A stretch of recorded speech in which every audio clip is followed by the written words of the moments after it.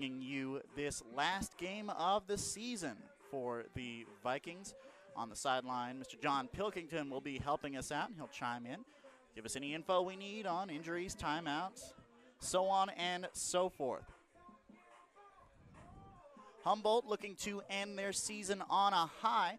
Has been quite the season that they have wanted, but there have been flashes of brilliance and some good wins against some good teams. And we should have a good game tonight against South Fulton.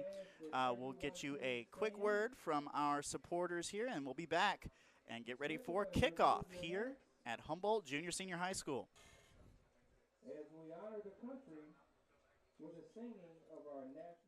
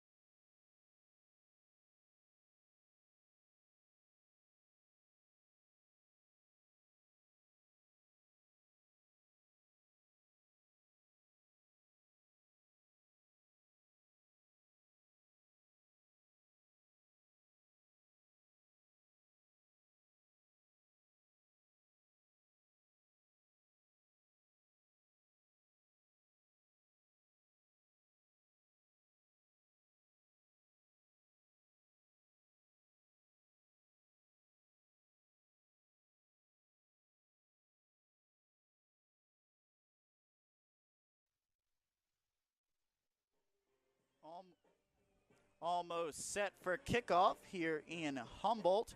Of course, it's homecoming night, so we want to give a quick shout out to some members of the Humboldt Junior Senior High School homecoming court.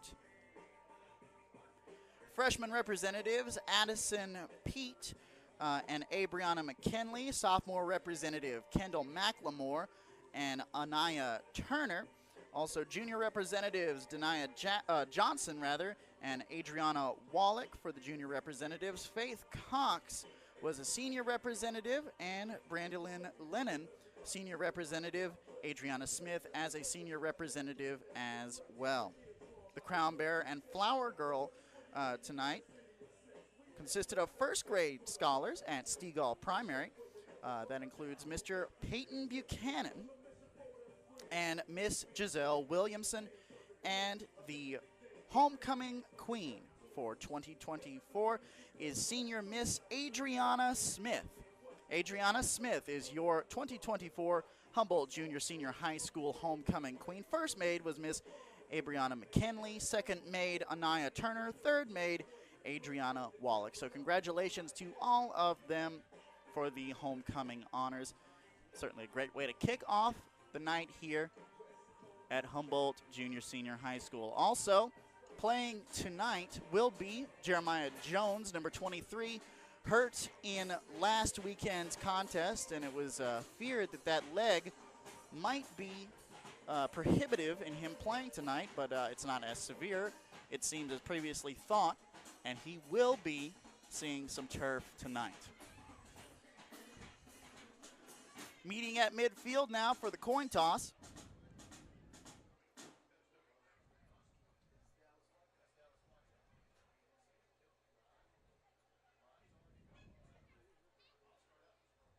course, your head coach and offensive coordinator for the Vikings is Hayden Williams. Offensive line and linebacker coach Trey Brown. Victor Horton also on your staff. Kayan Swift, Derek Taylor, and Caleb Cox. You direct your attention to midfield. Captains of each team are going through pregame activities to decide the coin toss.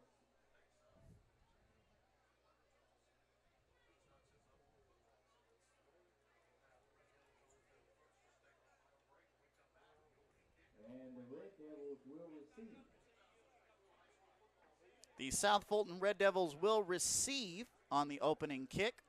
Your captains for the Humboldt Vikings, number 23, Jeremiah Jones. Number 1, Kendrick Taylor. Number 5, DeBoris Walker. And number 6, Tobias Bell. Of course, everybody very excited for homecoming night, always a big night in college football. I don't need to tell you that. Parade in downtown Humboldt today. And ladies and gentlemen, I'm really not into begging or pleading, but I would like to request that everyone please stand and welcome our Vikings to the playing field.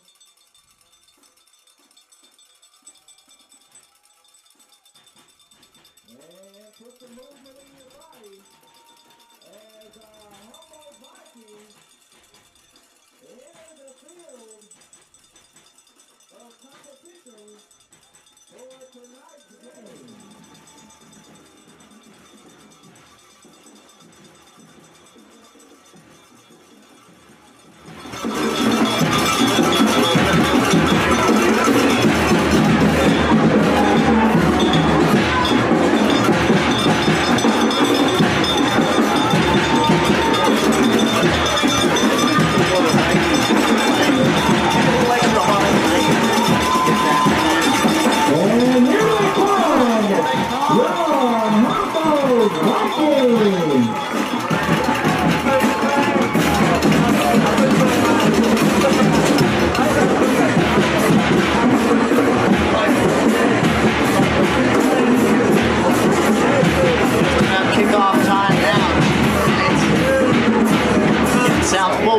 Receive the ball, and it'll be senior Leo Sanchez in all likelihood sending it away for Humboldt.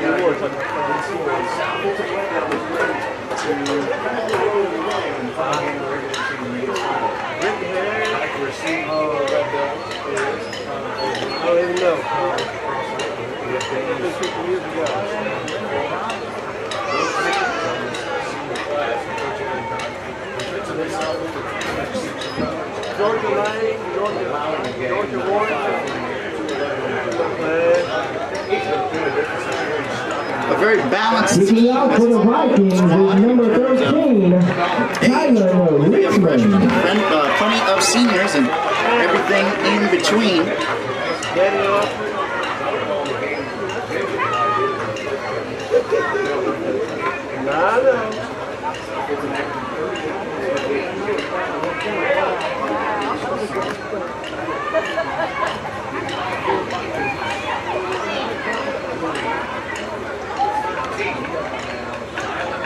Lining up now, we are set for Friday Night Lights. There's the whistle. And we are underway with the Swift off to the left, has some trouble. Manages to wrangle it in. South Fulton will set Ball is covered by number 13, South Fulton, Carson is coach.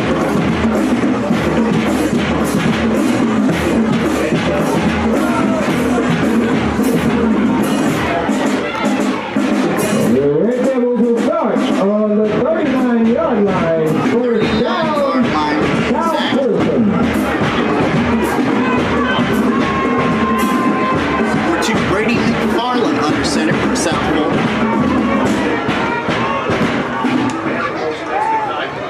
And that's a handoff up the middle, maybe a couple for the Red Devils.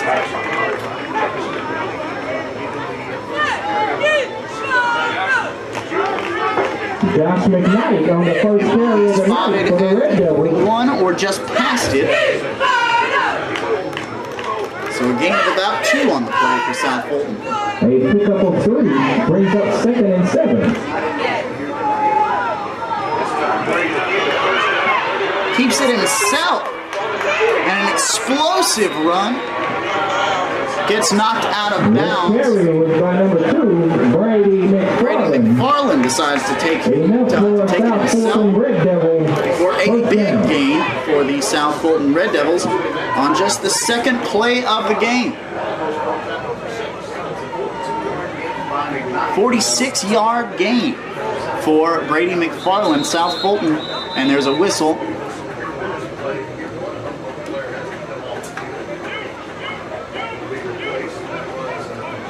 Number 17, Jaden Champion, is being replaced by number 23, Jeremiah Jones.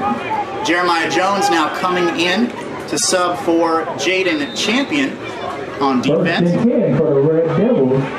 Ball is spotted on the 27-yard line. Brady McFarland in shotgun. Play action, fires over to the right. He's got a man wide open. And they can't bring him down. This is one Jonathan Doss on the reception. South Fulton, number 1, Jonathan Doss.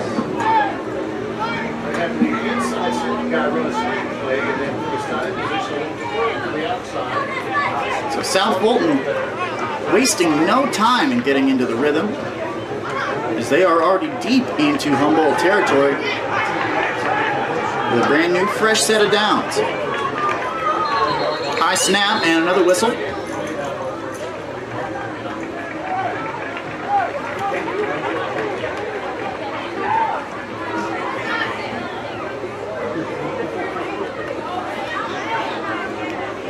I didn't see a flag. That penalty will be on the Red Devils. Excuse me. He's going the wrong way. That penalty is on the Vikings for offside. But apparently there was one offside on the Vikings. It will be first and goal. First and goal for the South Fulton Red Devils. Another high snap. Hands it off to number 20, Dallas Whitehead. He might have gotten a yard on that one.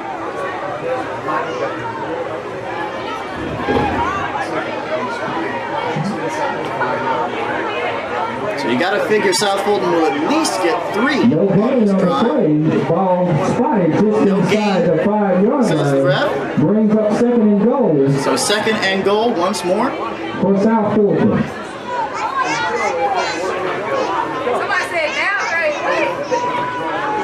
Farland hands it off again. Pushing the pile. And it looks like that's going to be a touchdown for Dallas Whitehead, the senior. And man, he really muscled his way past the goal line on that one. That was a 19th century football, but he got in there for the 6. So South Fulton scoring straight ahead on their first drive of the game. And we'll see if the Vikings can answer.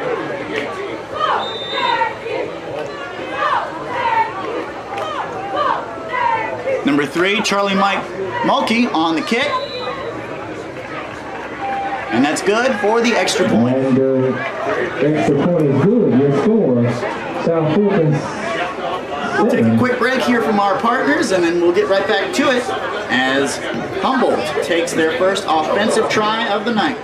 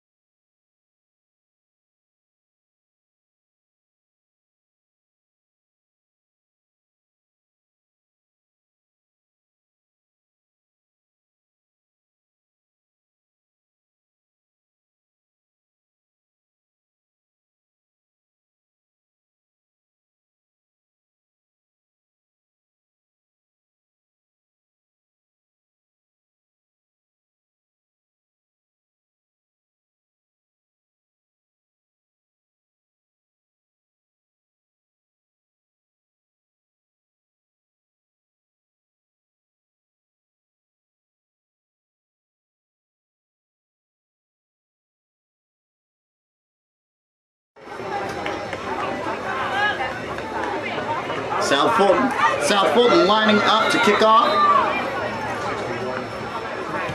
Kick is away.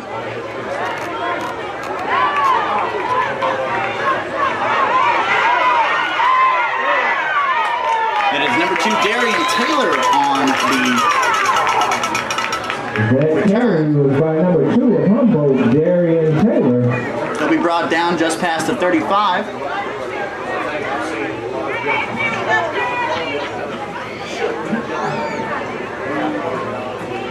Looks like they're spotting it. Humboldt will start Not a at the bad spot. 36-yard Set up shop line. with their offensive First line. down, Vikings.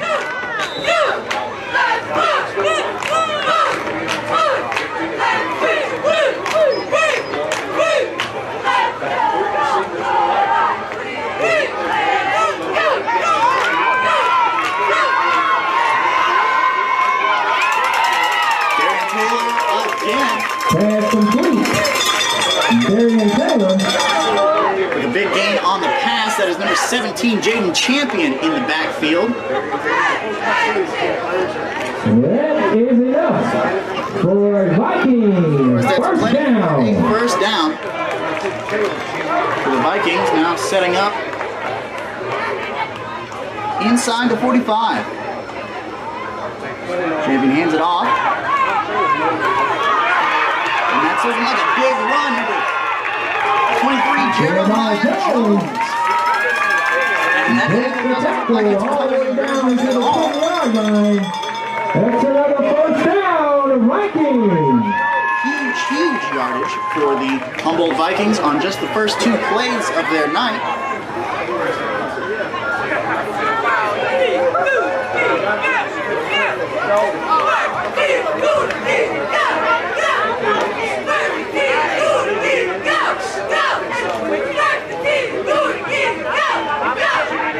To Jones again, he runs it up the middle, pushing against the defense. He'll get a couple, but not too much. Jones puts his way down.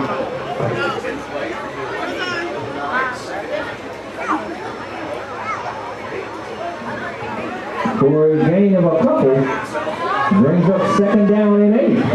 Vikings.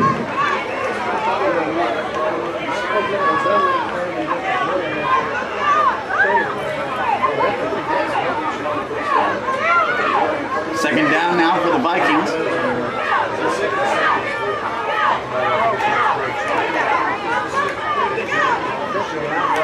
Hand off again. Jones, and it looks like he's got room. And that is touchdown. They're going to call him down at the 1-yard line. But it will be a first and goal. First and goal, Vikings.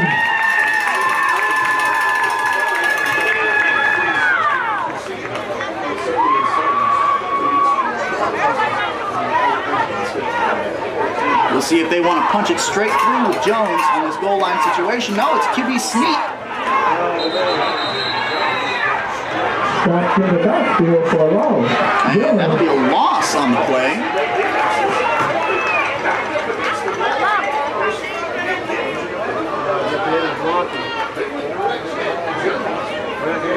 No, actually. And a turnover. It's actually looking like a turnover. South Fulton taking over. We're going to toss it down to Mr. John Pilkington on the sidelines. On the Vikings, Yeah, John. 4-yard line.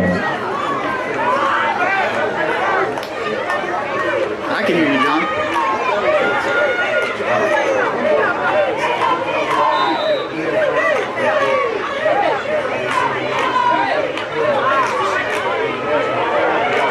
All right, that was a direct snap. Jeremiah Jones, which was dropped. And as a result, South recovers. By number 3 of Humboldt, Darian Taylor.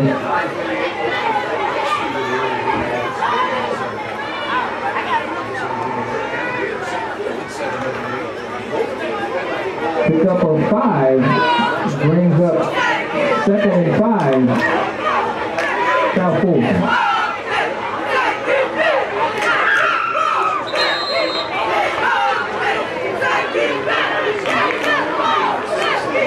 That run is by number 20 of South Fulton, Dallas Whitehead. Enough for a Red Devil first down. First down for the Red Devils. Still deep in their own territory, however. That is a heartbreaker for Humboldt after such explosive drives to lose it so close to the goal line. Play action pass over the left side. That pass is incomplete. It was intended for South Fulton, number 1, Jonathan Dawes. It brings up second down and 10 for the Red Devils.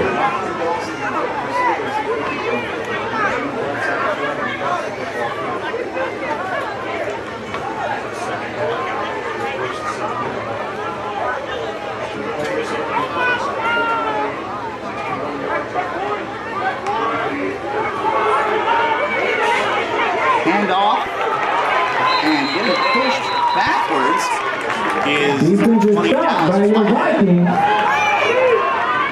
Nothing doing on that play for No South. gain on the play. Brings up third down and 10 at South Fulton. This will be a big third down for Humboldt.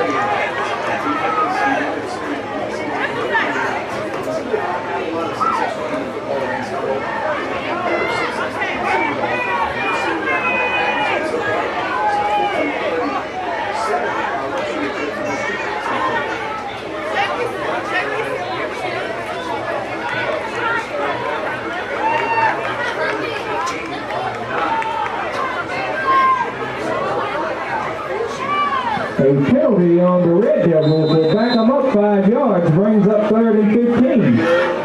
Third and 15 for the Red Devils. There was a penalty. No word on what that is yet. Brady's communicating with the sidelines. Timeout, South Fulton.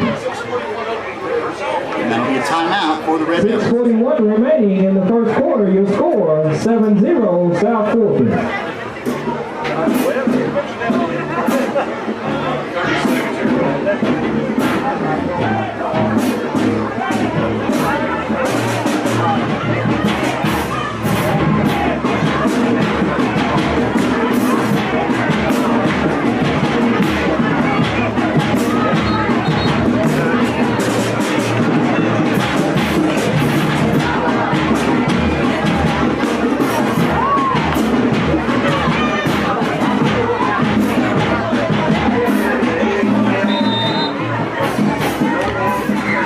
7-1 is your score. South Fulton on top. Fired over the middle. Farland, nothing doing there. Not sure who that was intended for. Whoever it was, it didn't get there. Brings up fourth down. Looks like we do have And 15 for South Fulton. on the play. 4. Sophomore.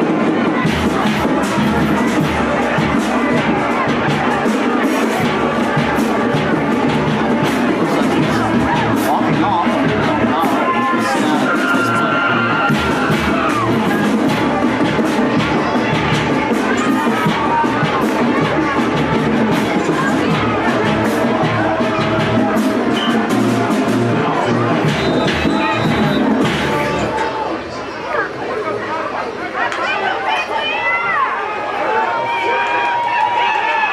McFarland rolling, seeing what he can do with his legs, but that's not going to be enough for the first.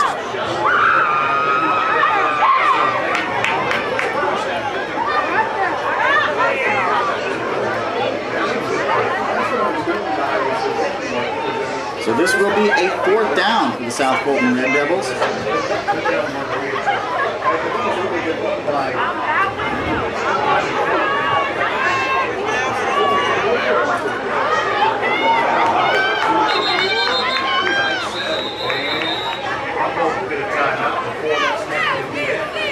Timeout for Humboldt. Timeout, Vikings. So we're going to take a quick break. Give you a word from our some supporters real quick, and we'll come back to the South Fulton Humboldt contest.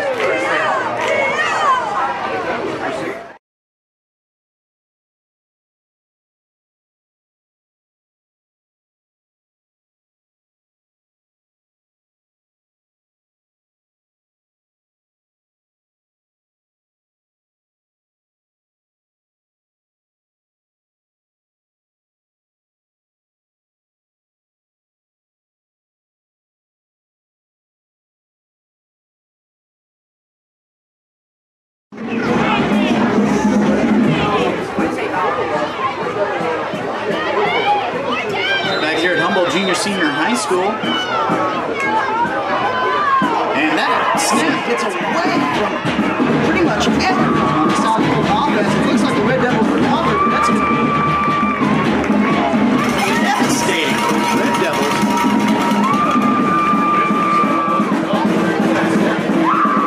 That snap was about 8 miles.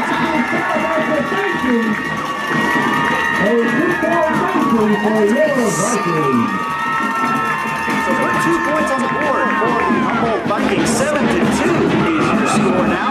And Humboldt will get the possession back. So very, very costly effort. The South Fulton Red Devils, that thing absolutely sailed over the head of the quarterback. Brady McFarland, who had to have been about 7 feet tall to have a chance at it. Covered in the end zone for a safety.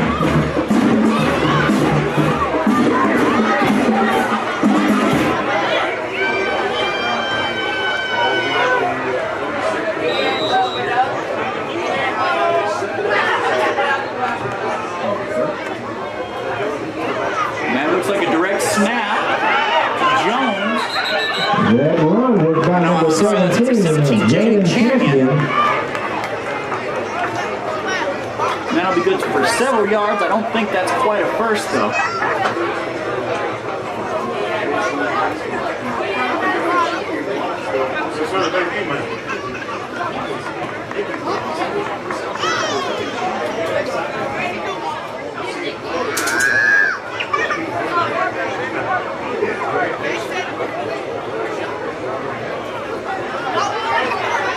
A holding call will back the Vikings up.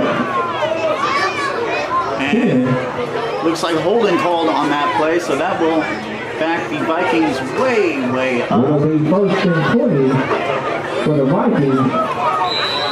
First and 20 we're looking at.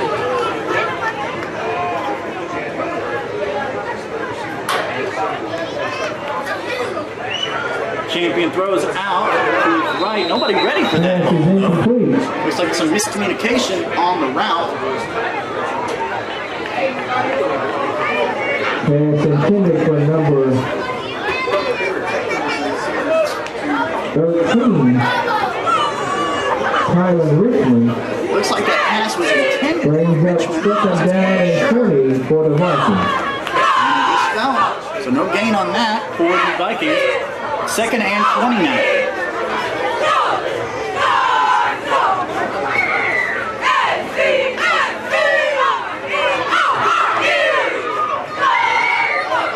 Hand off up the middle.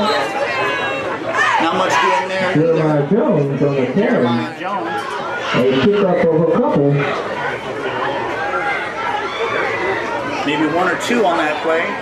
Looks like two, so that'll be brings up third and 18 for the Vikings. So a very costly holding penalty after setting up with great field position off the momentum of that safety. Now Humboldt has their backs against the wall in this drive. Third and 18.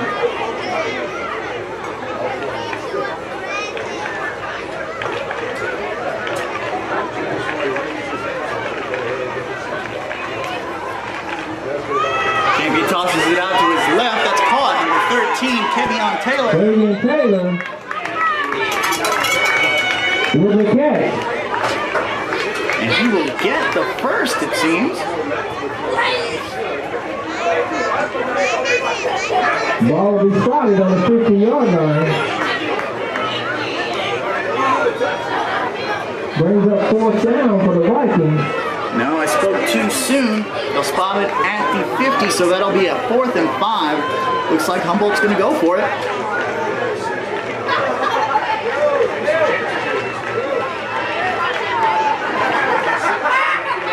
Champion under pressure, rolls out to his right. Big toss. Oh, he's overthrown. Number 2. Just a bit overthrown. Pass intended for Darian Taylor. Pass intended for number 2, Darian Taylor, and he might have had it if it had been just a bit. And the Vikings will turn it over on down. South Fulton will get the ball right at the 50-yard line. Well, that is not what Humboldt wanted, to say the least. You get a safety and you get the ball in very advantageous field position at the 45, and South Fulton will start on the 50-yard line. A holding penalty puts you at 1st and 20 to start the drive.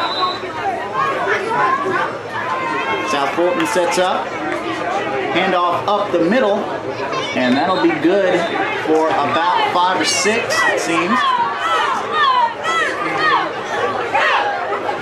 Up the middle for a game of White on the carry. Correction, a game of 5. It'll be 2nd and 5, South Fulton. 2nd and 5 for South Fulton.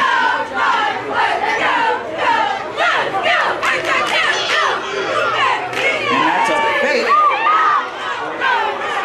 And a long run. He's going to take it all the way to the house.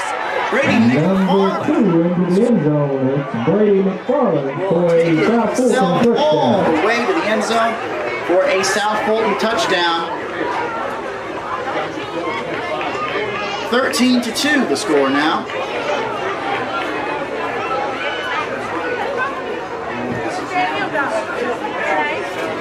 As we line up for the extra point.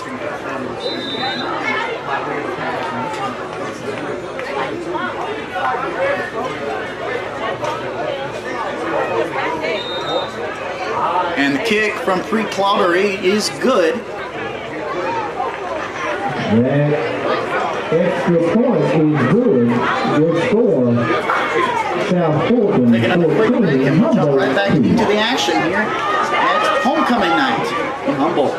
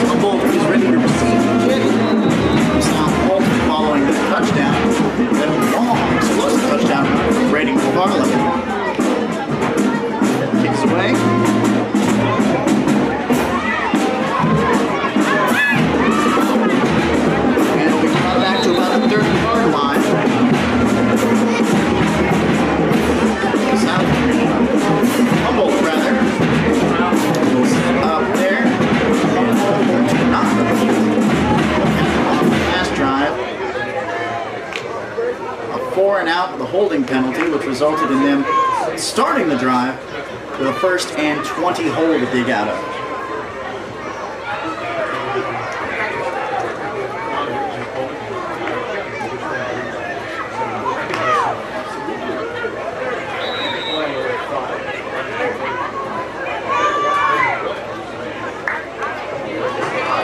Champion looking to throw, rolls out to his left, feeling some pressure, tosses it, and right in the middle of the South Fulton defenders, luckily it just gets tipped. That pass was intended for number 2, Darian Taylor. Didn't quite, well, it did get there, but it also got into what rapidly became triple coverage. And he's going to breathe a bit of a sigh of relief that he's getting that ball back.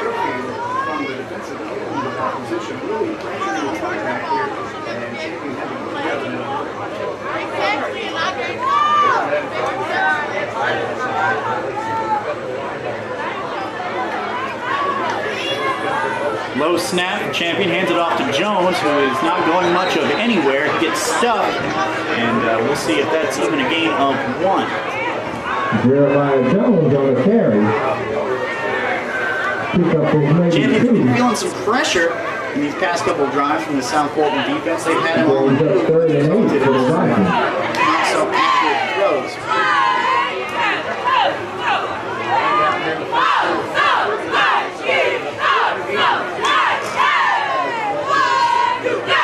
This will be 3rd and 8 for Humboldt. Fakes the handoff to Jones.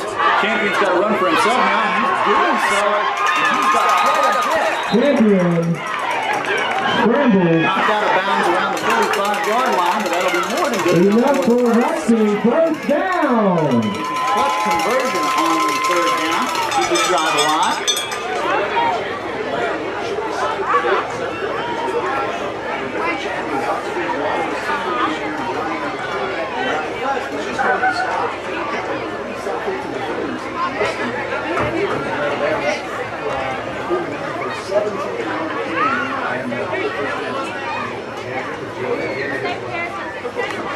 First and 10 from the 48, and that is going to be pretty obvious all sides from the South Fulton defense. Looks like number 34, that'll be Quaden Moorfield. That will be against the Red Devils. 5-yard penalty will move your Vikings up to the 44-yard line for 1st and 5. First and 5 for Humboldt, so they find themselves in the exact opposite position they found themselves in on the last drive.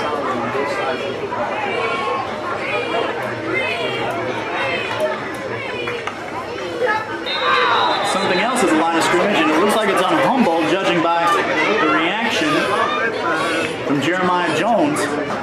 Don't know if that was a false start. And an outside call will give it right back.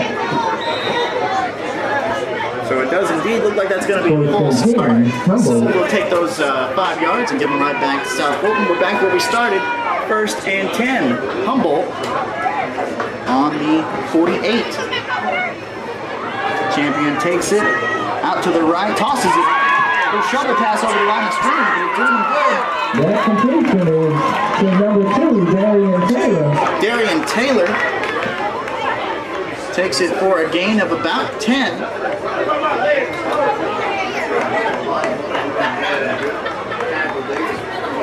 Perhaps a little more, but either way, it is a 1st down.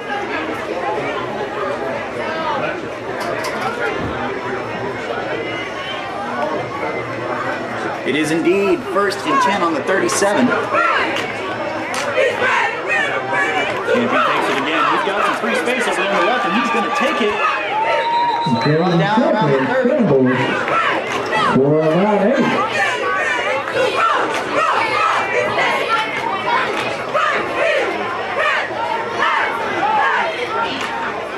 Brings up 2nd down. And 30 seconds left in this quarter. Clock is running. And 2 for the Vikings. All classes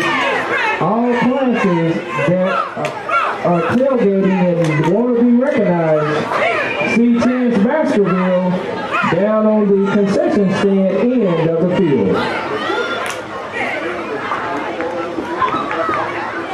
Handoff to Jeremiah Jones. He's looking to the outside. He's got some pressure, but he sheds some tacklers, and he is looking for more. Jeremiah Jones on the carry. That'll be another first down for the Vikings.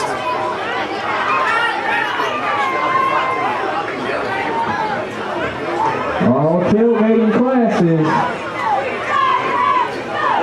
that will be recognized at halftime. Please see Chancellor Baskerville on the concession stand end of the field. Disappointing fashion, losing the ball on the goal Please line. make your way to the concession stand end of the field. Goes without saying, He they'll will look to get place it you. in this time.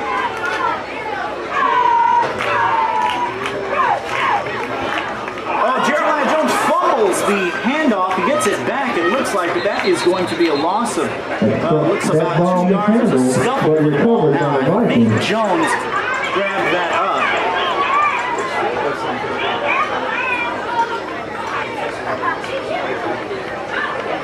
But we'll see what the refs call.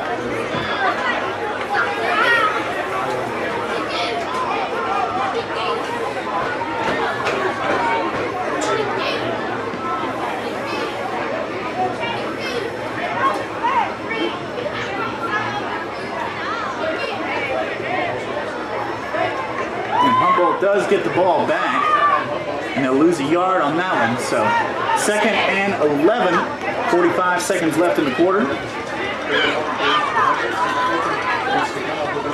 Champion keeps it this time, rolling out to his right, still feeling that pressure, and it brought down by 2 or 3 Red Devils for the sack. That's going to be another loss.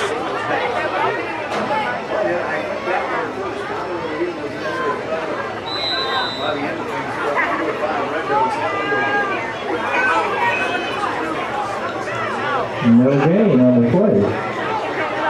For the Vikings, brings up 3rd down and 11. 3rd and 11 for the Vikings. And we'll take an injury timeout, folks. And an injury timeout.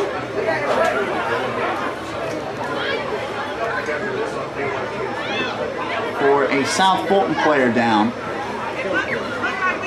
That's number 6, Josh McKnight.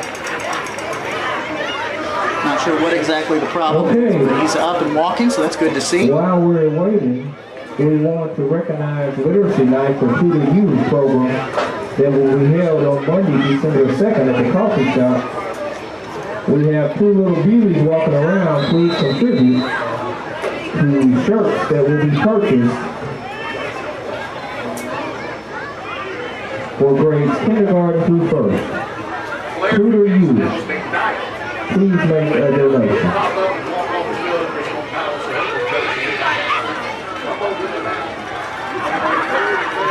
Champion rolling out to his right again, tosses it towards the end that zone. pass is incomplete. And nothing doing there. Intended for number 2 Darian Taylor of the Vikings. Darian Taylor.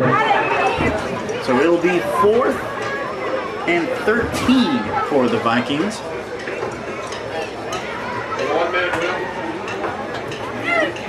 As the first quarter comes to an end. This first quarter.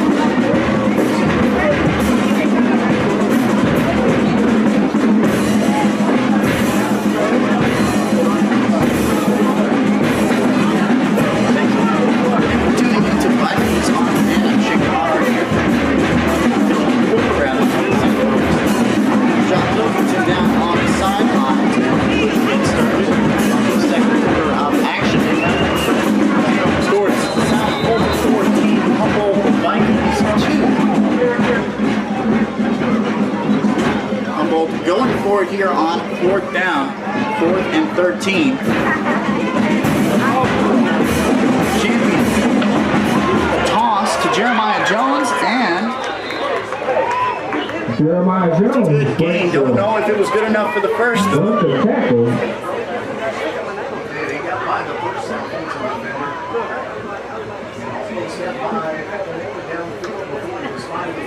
On a 4th down attempt.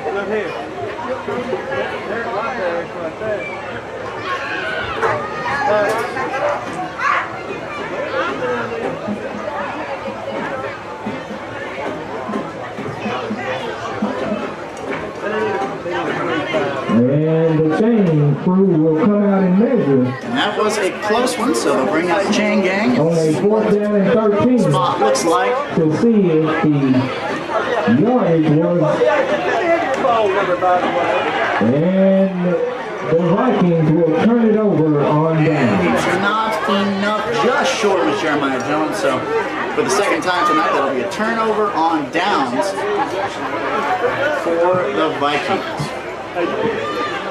Once again, the Vikings so close, yet so far deep into enemy territory, and they just cannot capitalize on it. So out come the Red Devils offense.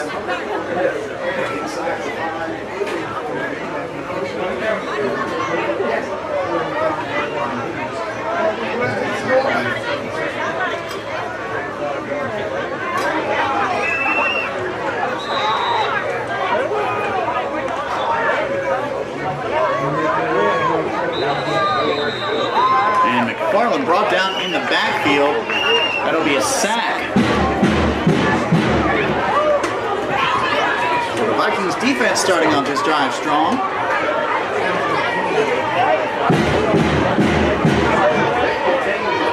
First, or rather second, looks like 14 for the Red Devils, it is.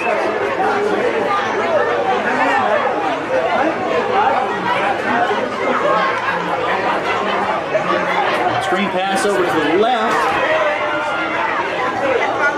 So that'll be a gain of a few for number 6, Josh McKnight. He's back on the field.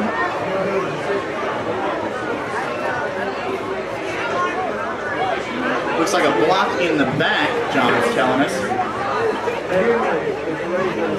on that play.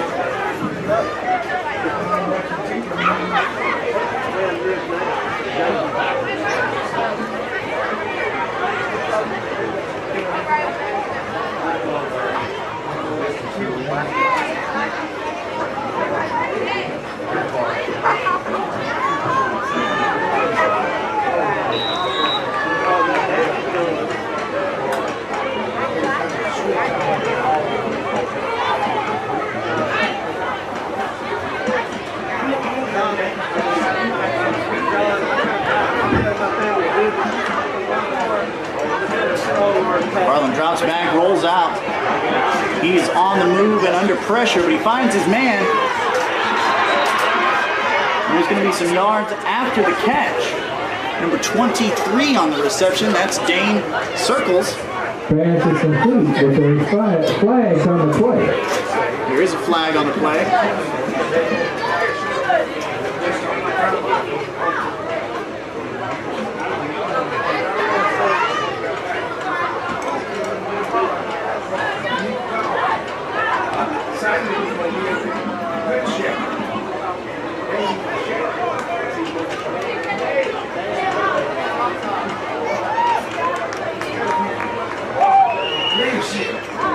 All right.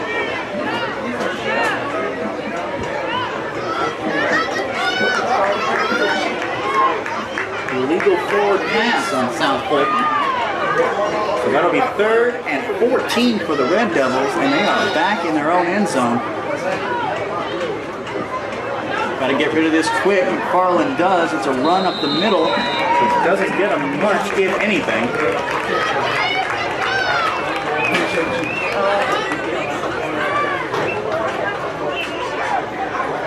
So that'll be 4th and 14. No gain on that play.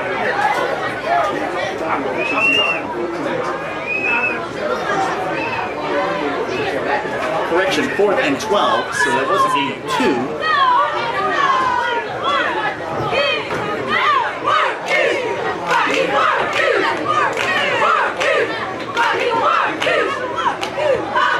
Kick out of the back of the end zone.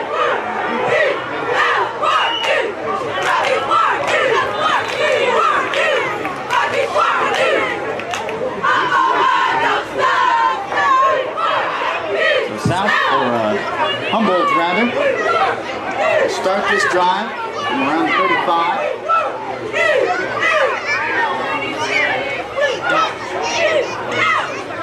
Just shy of 10 minutes left in the half.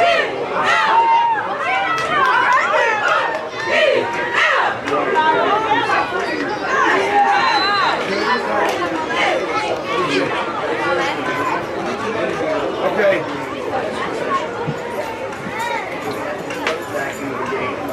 First and 10 Vikings on the 37. Hand off to Jeremiah Jones. Tries it up the middle. And not much for him there. Jones on the carry.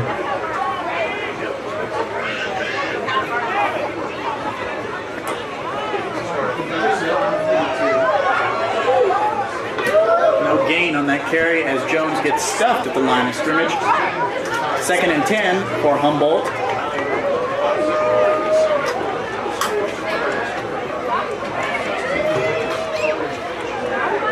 It will be 2nd and 7 for the Vikings.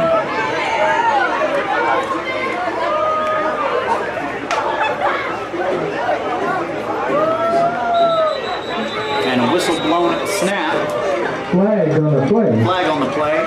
False start, go back to It looks like that's a Vikings false up start 5 on yards. Humboldt. It will be 2nd and 12 for the Vikings. 2nd and 12, so they did get a gain of 3 on that first down run. So now this will be 2nd and 12 from the 40.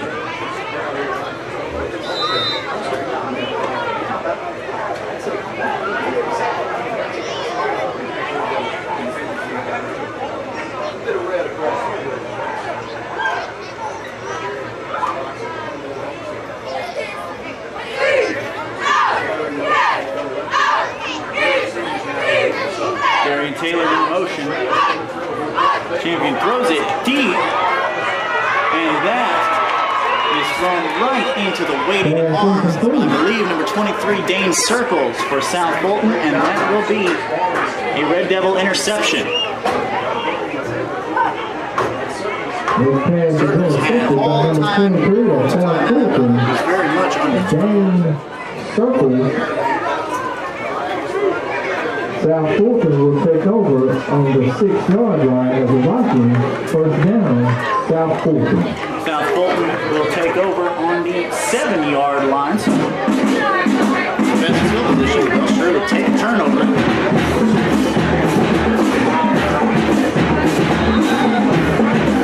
So once again, South Fulton finds themselves in a very familiar spot, very, very far back in their own territory.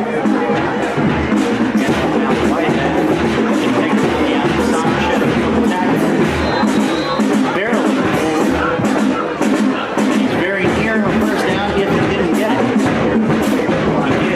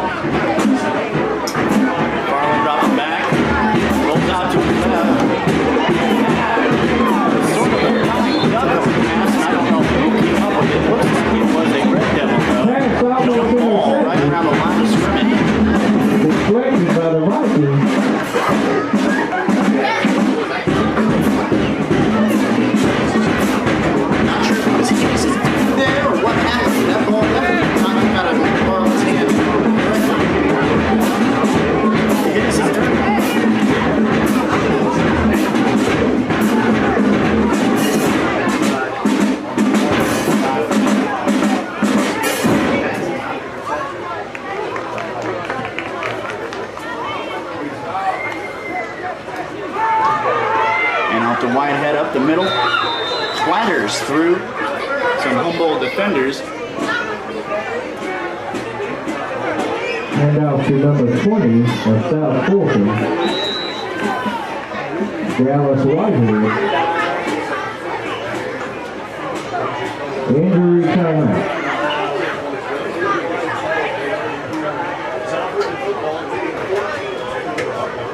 14-2 is your score. South Fulton leads. 8 minutes left in this first half.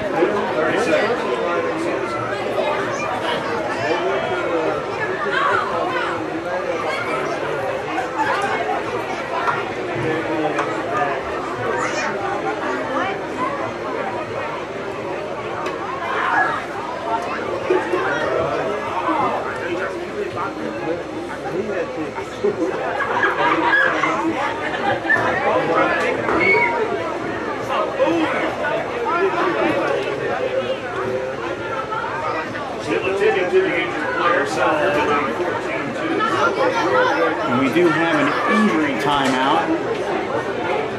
Number 7 for Humboldt. That will be Durandon Barksdale being helped off.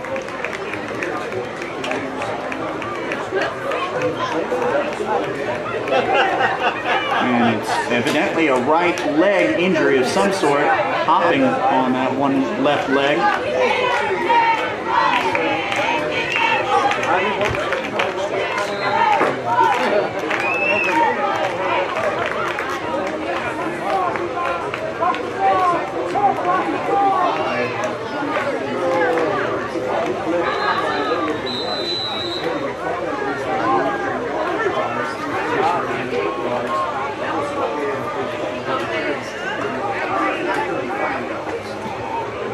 So it'll be 3rd and 5 for South Fulton on the 24, their own 24 to be exact.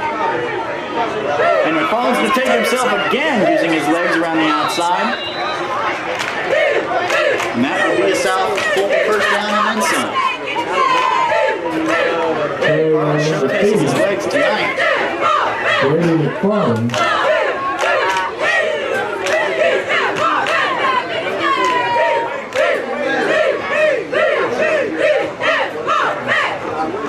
Enough for a South Fulton first down. South Fulton will get a fresh set of downs on the 38. And off to Whitehead, looking for something on the right side. He gets a few.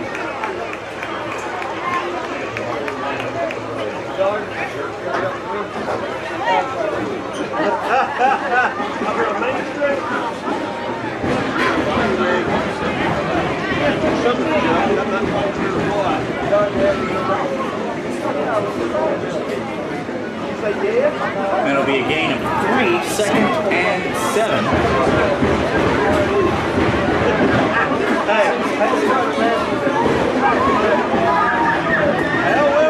High snap again to McFarland and again to Whitehead up the middle.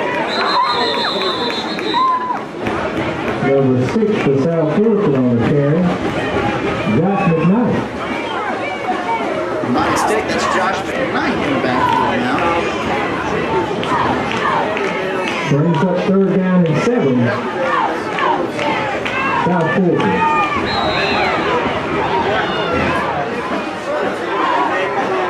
3rd down and 7 for South Fulton, or 3rd and 5 rather for South Fulton. Josh McKnight, 2 yards on that carry.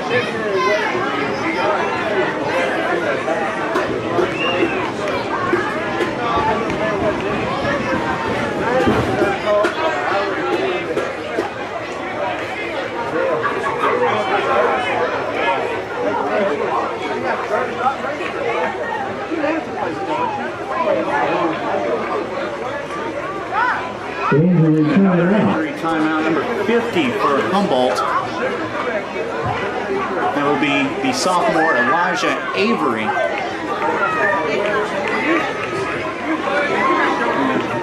He too looks to be suffering from an ankle or leg injury. Left extremity for him.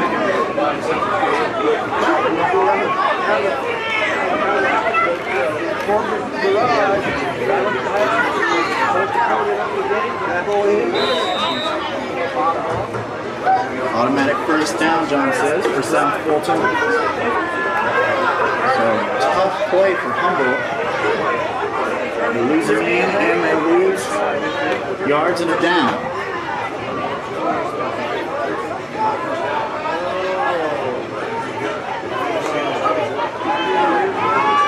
Up the middle.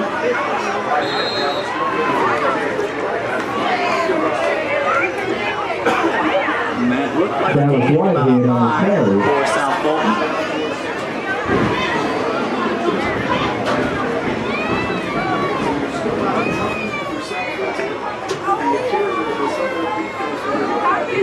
They took up for 5. To be 2nd and 5. South Fulton. It was indeed. So 2nd and 5 for South Fulton. And off to McKnight. He sweeps around the left side for a huge gain for South Fulton. Number 6.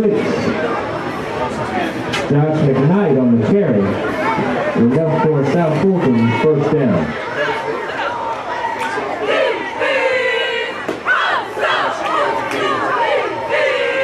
Goes without saying, first down for South Fulton. And they will set up on the 29.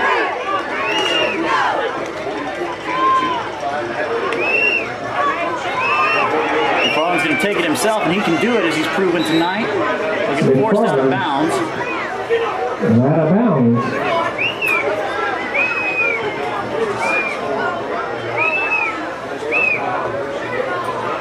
A pickup of 6. Pickup of 6 for McFarland on that play. So it'll be 2nd and 4 for the Red Devils. 5:22 left to play in this half.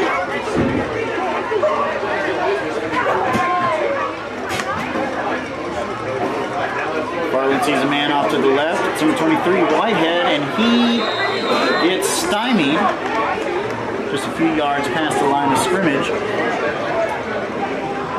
The tackle was made by number 9 of Humboldt. We'll see if that's enough. DeAndre Emerson. Number 9, DeAndre Emerson on the tackle, the freshman. And it will indeed be a South Fulton first down.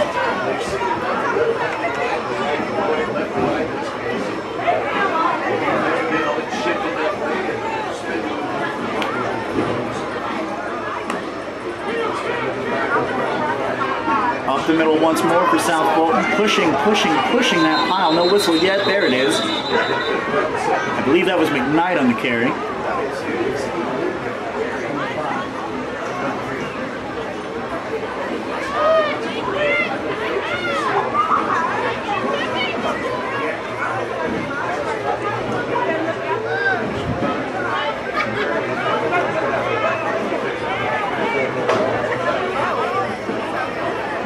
Second and 5.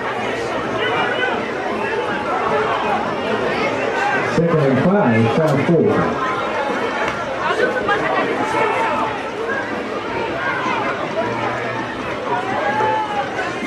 And a handoff. There's some commotion at the line of scrimmage. Maybe the ball came loose. Tough to tell from this vantage point. Carried by Dallas Whitehead. Whitehead with the carry.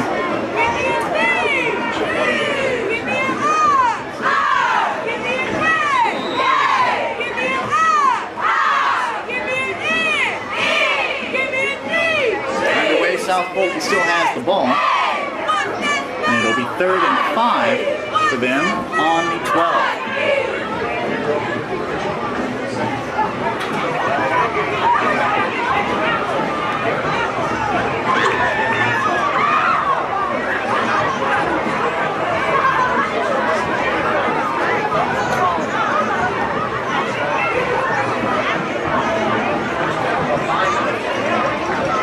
First down.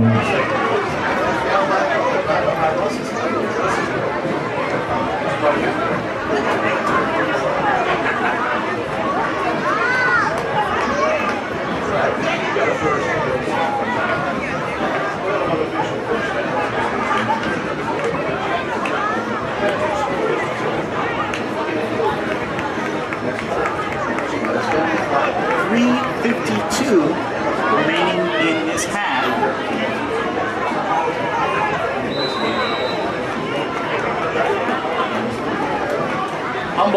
seed at the beginning of the second half of this game.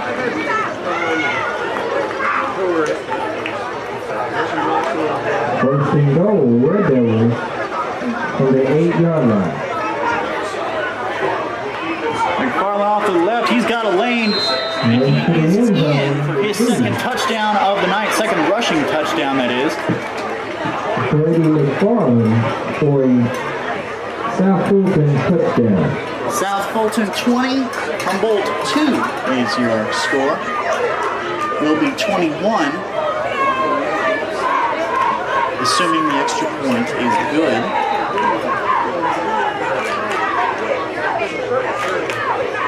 Number 3, Charlie Mike Mulkey kicking. It's up. And it is no good. The point is no good. Your score Will remain 22 South South Fulton with the missed extra point. We'll give a quick shout out to one of our supporters, Bongart's Premium Cheese, and we'll be right back as Humboldt takes another crack at this South Fulton defense. Bongart's is a farmer-owned co-op. We manufacture cheese for food service and retail customers across the United States. Bongart's offers a wide variety of manufacturing careers, including production, maintenance, sanitation, and warehousing. Full-time employees are offered a wide range of benefits, including weekly pay, healthcare, 401k, paid time off, and competitive wages. Visit our website at bongartsjobs.com to view all current career opportunities and apply online. South Fulton ready to kick it away.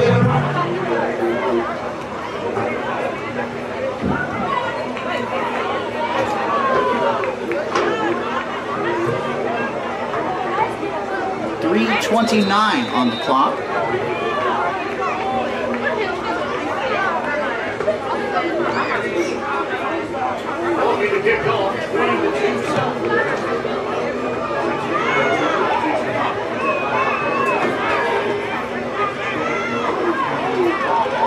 And Humboldt brings it back to around the 30-yard line. So Humboldt, plenty of tailgating classes, please report to the concession stand end of the field to be recognized at halftime. Points. We will have the band performance and then the recognition of all classes. Tailgating. South Fulton. They're rolled into the end zone. Again, all classes. Tailgating, please report to the concession stand end of the field to be recognized.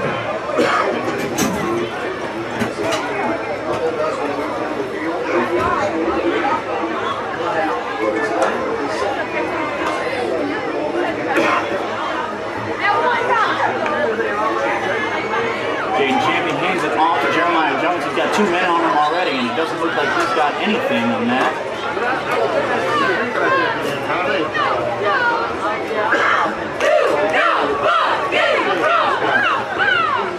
Jeremiah Jones on the carry. A pickup of 3 brings up 2nd down and 7 for the Vikings. A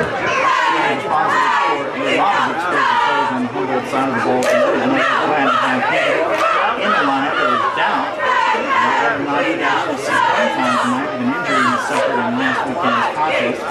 He's looking pretty good in his carries tonight. Fakes Jones this time. Chambers will keep it himself. Every which way, he does find a lane. Damian Taylor on the carry. Around the 50. And that's for a Viking first down. Down for the Vikings. First and 10 right smack dab on the 50.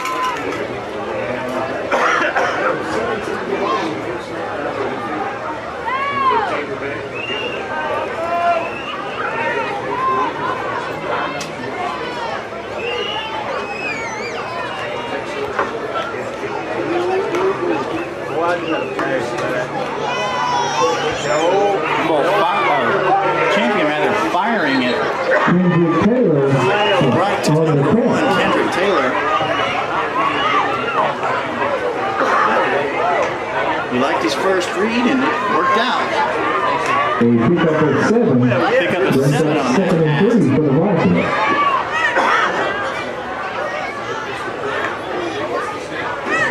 And Jeremiah Jones will take it around the left side. Stiff arm. And getting shoved back. Forward progress might have gotten that first. Very close if not.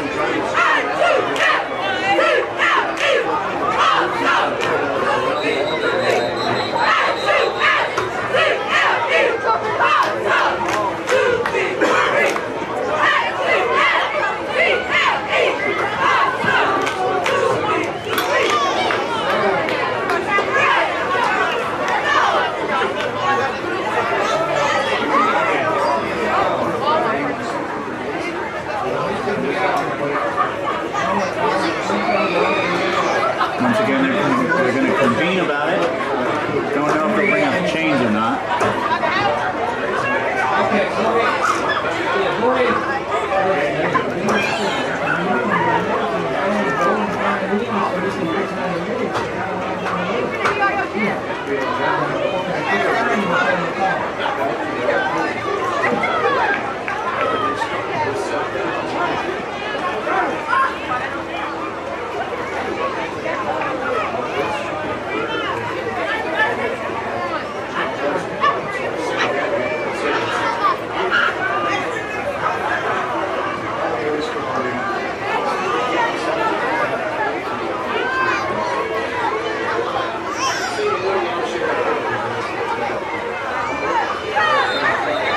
Going to be 3rd and 16, John. I don't know if you have an idea of what resulted in that. 2nd and 16, rather, is what I'm seeing on the scoreboard.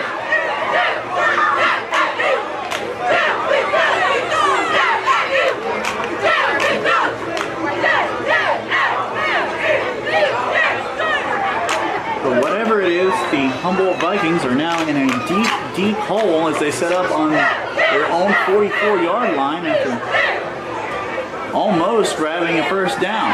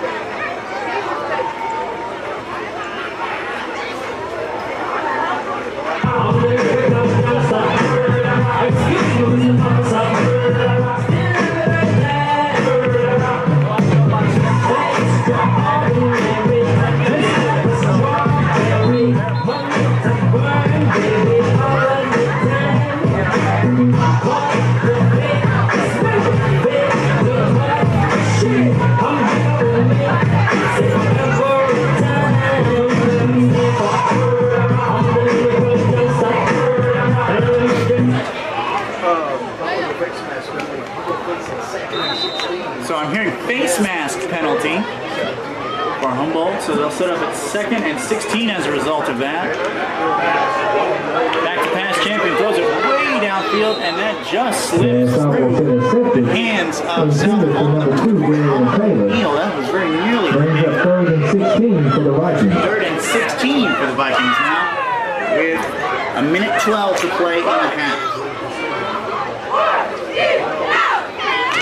We're having some technical difficulties with John's mic down on the field, but he will be up here at halftime.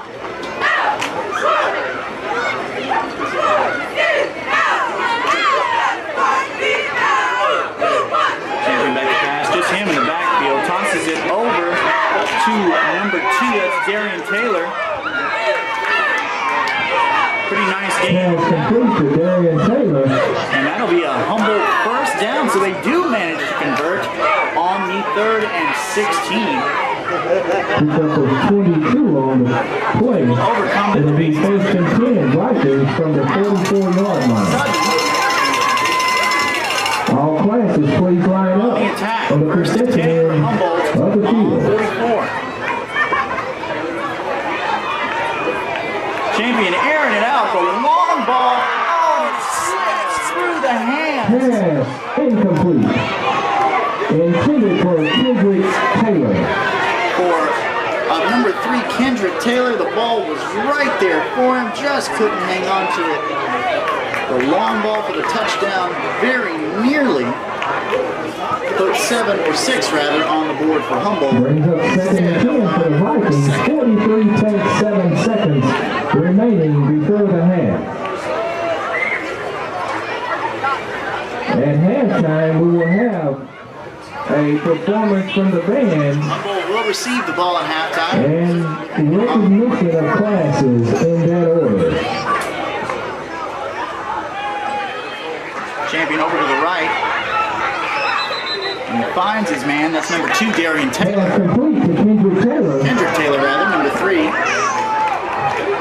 30 seconds remaining. Vikings on the move. And bobbled snap, but he gathers it up. There is a flag on the play. Champion chucks it towards the middle of the field. I don't know who that was intended for. Possibly. Pass incomplete. 17 seconds remaining. Wasn't really anyone in the vicinity. It'll be 4th down coming for the Vikings.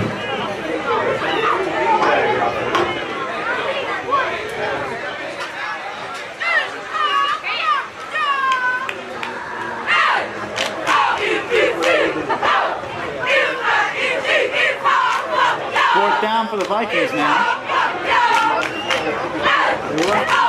There's 17 left to play. 17 seconds left to play, that is, in this half. Champion on the run. He's got half the defense on him, and he drops the ball. That's a fumble, and South Fulton will recover.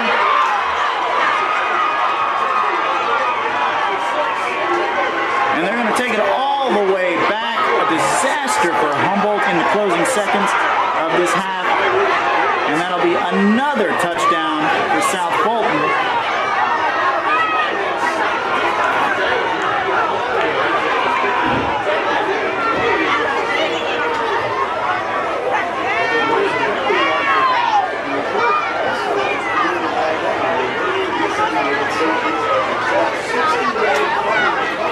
And that has just about been the story of Humboldt tonight.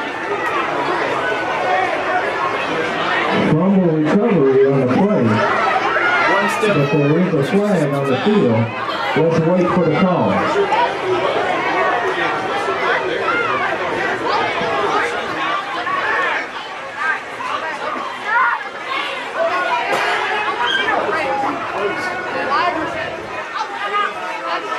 Ball will be placed at the 39-yard line. 6.7 seconds remain. It looks like they're going to call back the touchdown. So South Fulton will not get that score, but they will retain possession of the football. Tough to tell what the penalty was since we can't jump to John on the sidelines, but either way, it is a Red Devils football. And they are going to run out the And clock. that is the half, folks. The score, 20-2, South Fulton. So that is halftime here at Humboldt Junior Senior High School. South Fulton Red Devils 20, Humboldt Vikings 2 on homecoming night. 2 minutes here, Will. We're going to jump to a break. A word from my partners.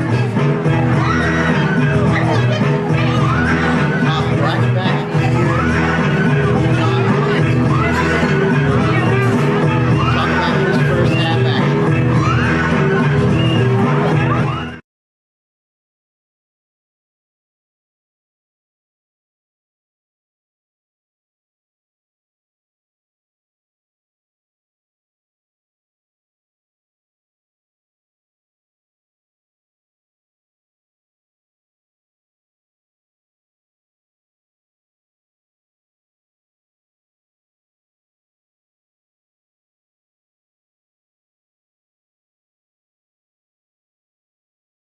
There's no mute button on this thing.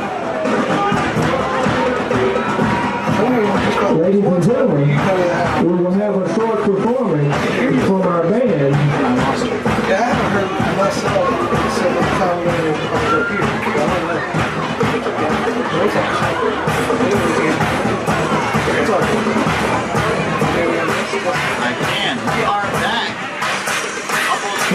call your attention as they enter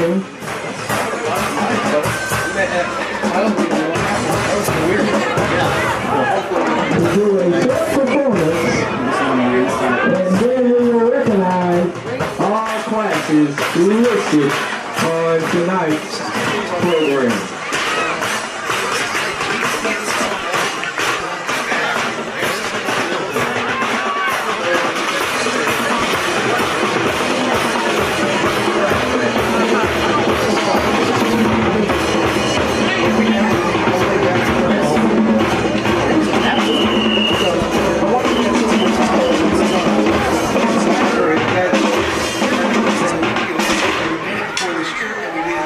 Mr. Haney,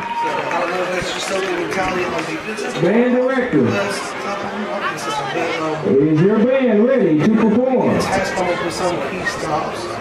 Thank you. Ladies and gentlemen, please, we call your attention to the Humboldt Viking Pride Band. A little column A, a little column B.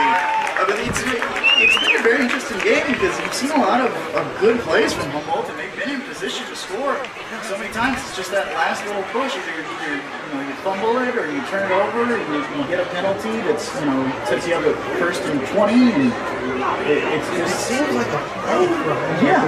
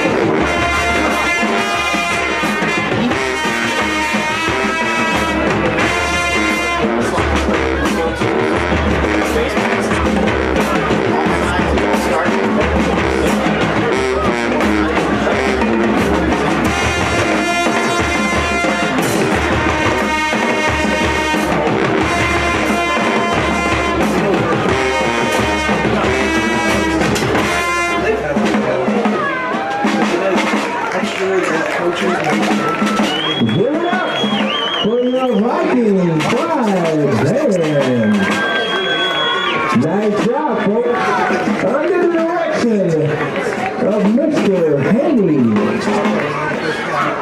And assisted by Yasmin Howard. Y'all, come on, show them some love as they head to the track. Vikings drive veteran.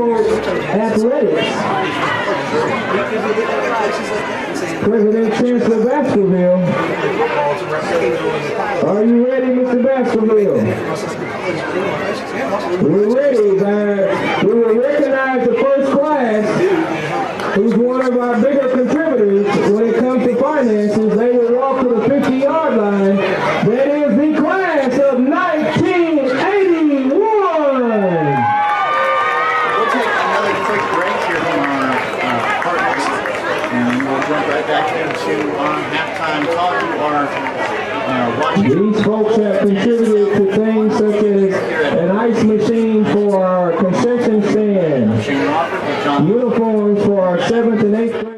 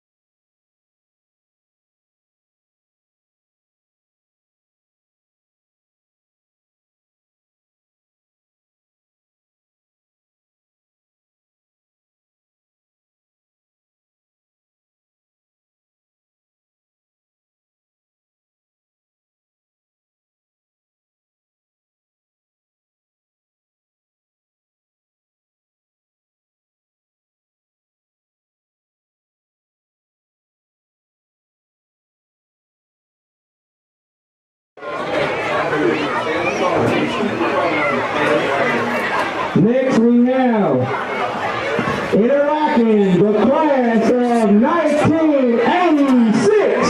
Humboldt versus South Fulton on homecoming night. And Shane Walker, and John Pilkington up here in the booth with me. So I'm quite... Let's walk all the way up to the 50-yard line, guys. You haven't gotten that over yet. Let's go. It's different, but it's fun. It's a great way to engage the school community, the sports community here in Humboldt. Seth hit me up earlier this week and asked if I'd be willing to give it a shot. And I said, it sounds like fun, and it is fun. Well, thanks, man. It's a unique setup up here, but I'm quite enjoying it. It is a little different than UT Martin. It's a little different from Peabody, which is my home line. Yes. We have the class Yes.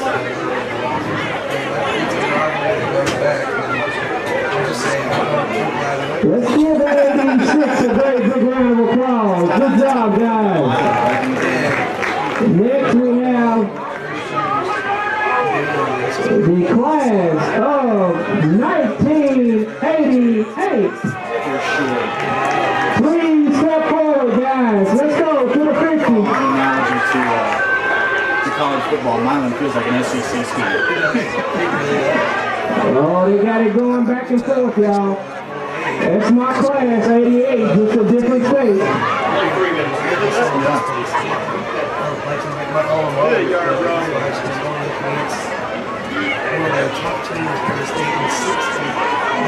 If you see somebody in that class that you recognize, make some noise.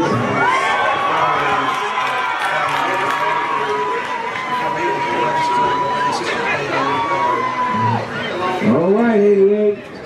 Stop right there and get your picture taken to go down in history as probably the absolute smartest class in Humboldt history. Yes. Side. Yes.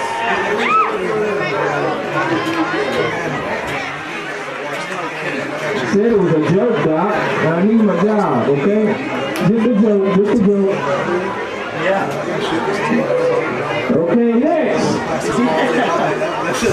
We have a couple of members of the class of 1990. Come on, y'all, show them some love, show them some love. Yeah, watch this paper football team. Yes. So my brother was like, I believe you got his autograph. So we were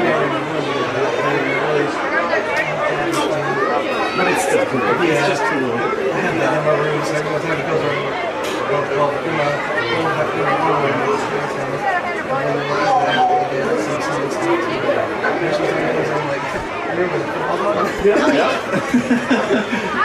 Just hanging on to it. Next, we have the class of 1991.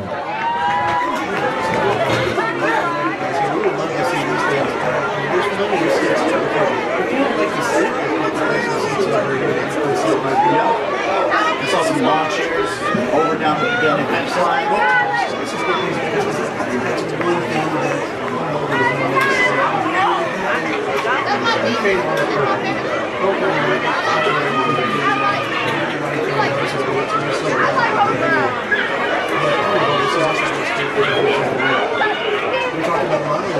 Yeah. I'll tell you.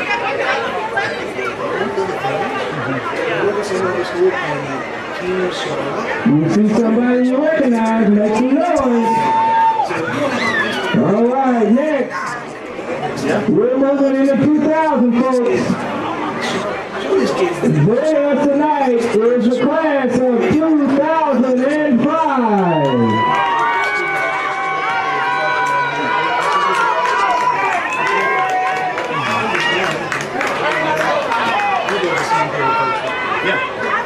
That's what you mean when they say Friday Night Lights. They're not talking about Viking fans, if you have a parent in the class of 2005, make some noise! Showing up and getting invested.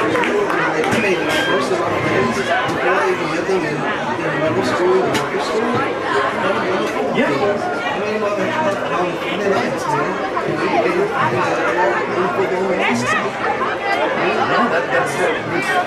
Okay, in 2005, exits the field.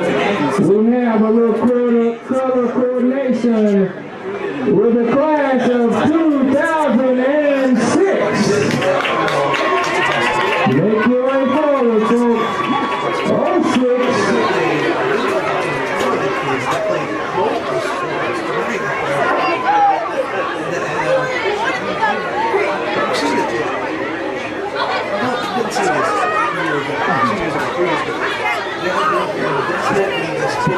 This season,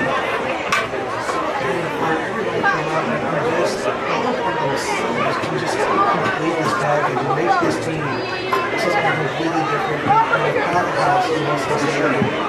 we were talking about at the very beginning of the season. The first 2 games we saw this whole 2 plays. Then boom, Big man for 06, folks. Next we have, moving to the 50-yard line, the class of 2008.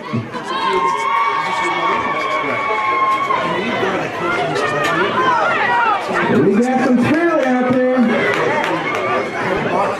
Oh wait, yeah, give him a hand, folks. Oh wait.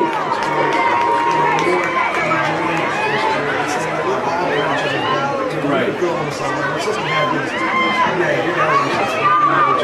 Yeah. Yeah, exactly. We're still down the second half. That's what all these guys are saying. They didn't know that they didn't think about it.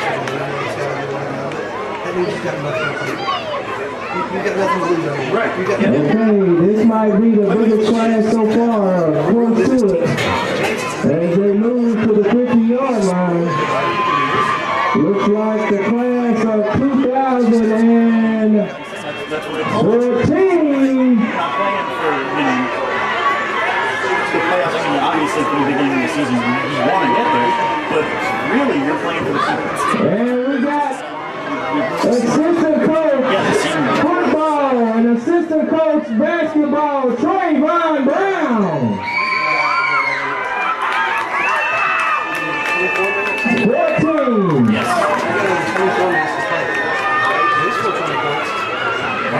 Exactly. And you want to follow with me, Ted? Speaking of time on the clock, we got a minute 30. At least that's what the scoreboard is telling you. I swear this year. And I don't know. Next we have That's what Seth is. Yeah. They'll have that. 2018. Yes, I'm going to say it, guys. I'll say what he tells me to say, so let me do this, and y'all do now. Rest in peace for all the fallen soldiers in the class of 2008. I need you to make your way to the 50-yard line. Let's do it out. They wanted to pay tribute to all the ones that they lost. 2018. Give them a hand, folks.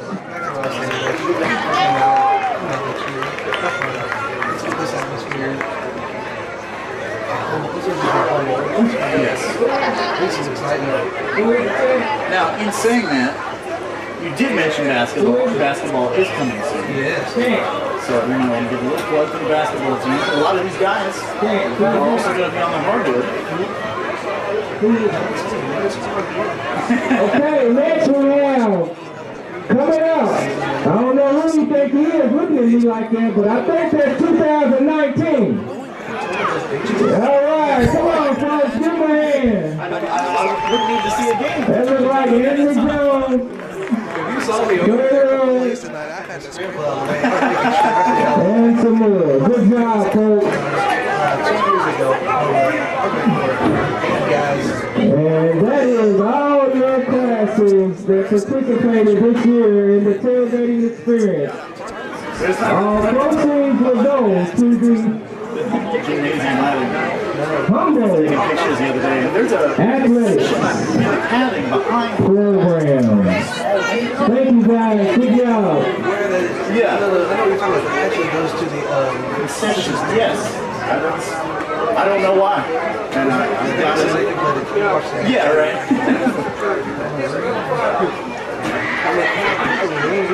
Now, I know they have a stand where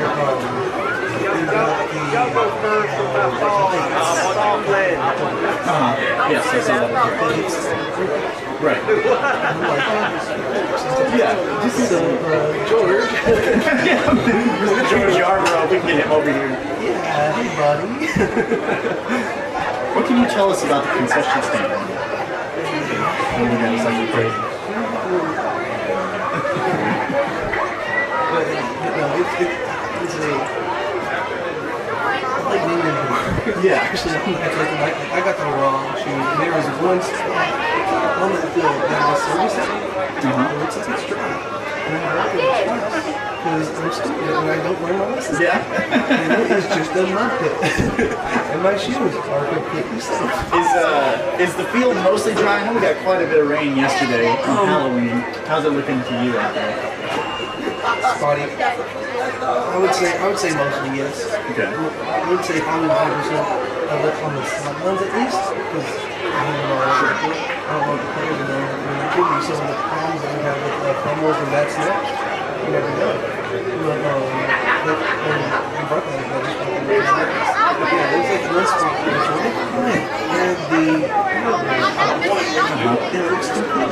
Yeah, not so. No. I don't know if you've ever seen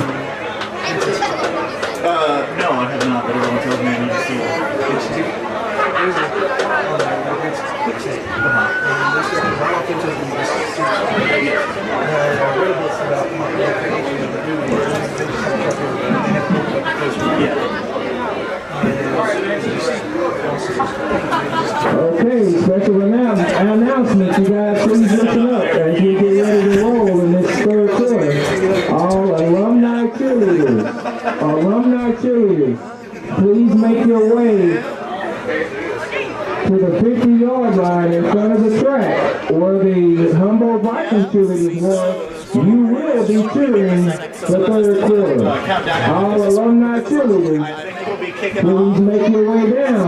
Back down the sideline. Thanks for coming and hang out for a minute. And face the home bleachers as you will be cheering All right, thank you very much, sir. in the third quarter.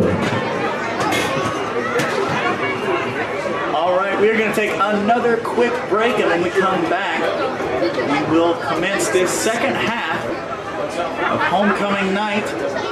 The Humboldt Vikings 2, South Fulton Red Devils 20. Alumni cheerleaders.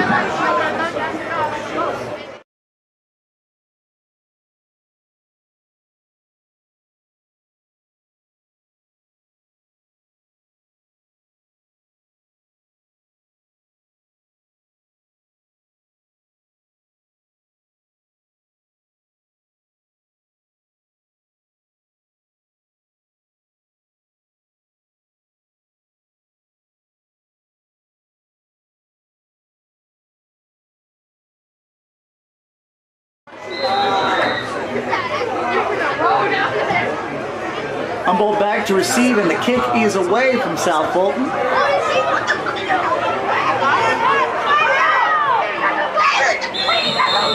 And the return will be around the 40-yard line, so that's where Humboldt will start this first drive of the second half. Return by number 15 of Humboldt, Cameron Cole. Cameron Cole on the return, the freshman, number 15.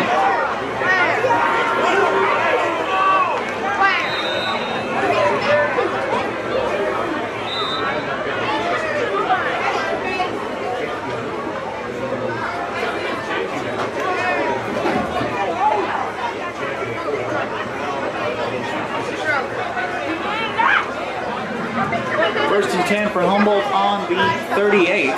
Vikings will start on the 39-yard line. First down, Humboldt.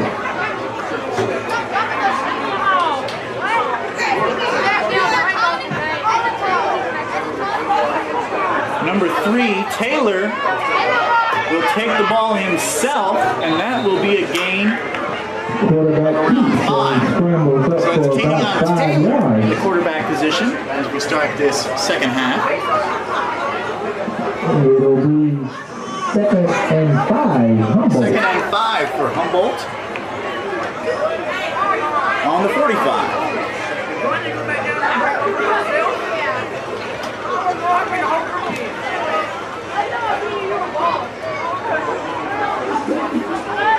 High snap, Taylor grabs it, fakes a handoff, and he keeps it himself, and he finds a way around the right side for another first down, or the first down rather. Flag on the play. Flag on the play, we'll see what it It's is. holding against the Vikings. We'll back them up 10. Holding on the Vikings, and that is another costly penalty. John and I were just talking about this in halftime, so that will back them up. 2nd and 15. So now, what was a first down for the Vikings will set them all the way back, worse than they were when they started. It'll be 2nd and 15, Humboldt. 2nd and 15 on 35 for the Vikings.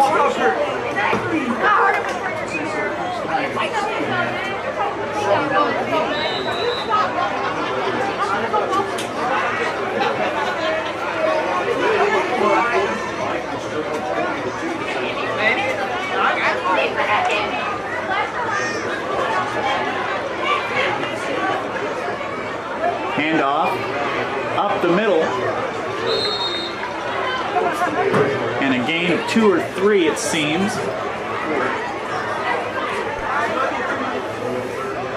I believe that was Jeremiah Jones, but we'll make sure.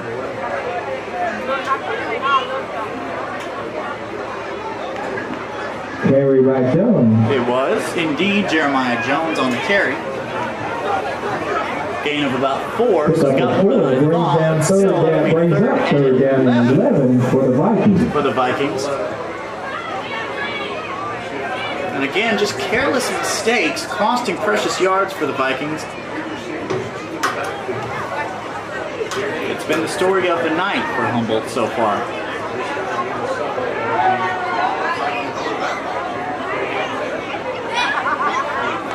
Taylor. Going to keep it himself up the middle. He's got some room. Stumbles, but keeps it together. And he's got the first down and plenty more. Davian Taylor on the quarterback keeper.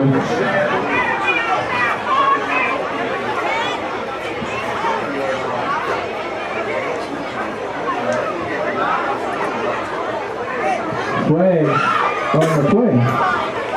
We've got yet another flag on the play.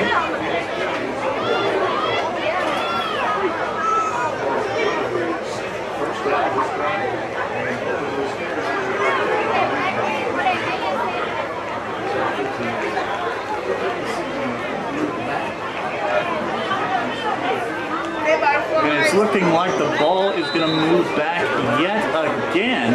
Penalty on the Vikings. Another penalty for the Vikings. Holding once again. About 3rd and 18.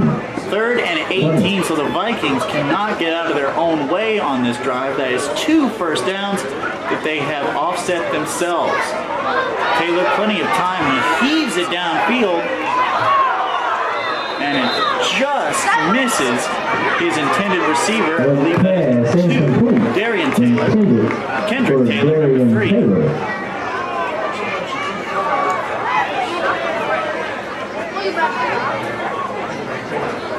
So Kavian Taylor tries for the big play on that 4th down, or 3rd down rather, doesn't get it.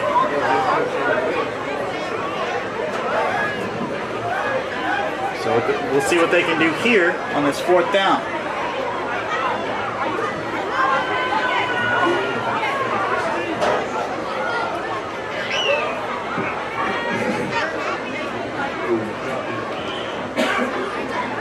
They will punt. First punt of the night for Humboldt. And that will be checked down at around the 34. So South Fulton will take over at their own 34. Ball will be spotted 9 at the minutes, 12 seconds left to play in 34-yard this line. quarter. Your score is South Fulton 20, Humboldt 2.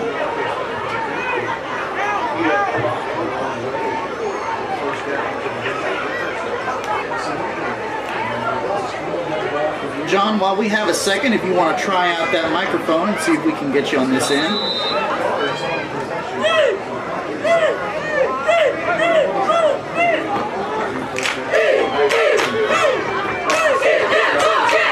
Doesn't look like there's anything doing to that microphone, which is unfortunate.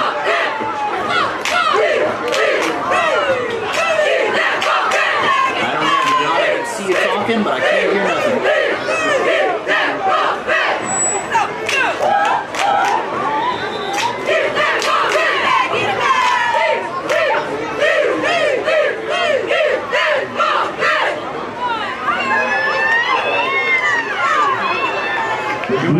for your alumni cheerleaders.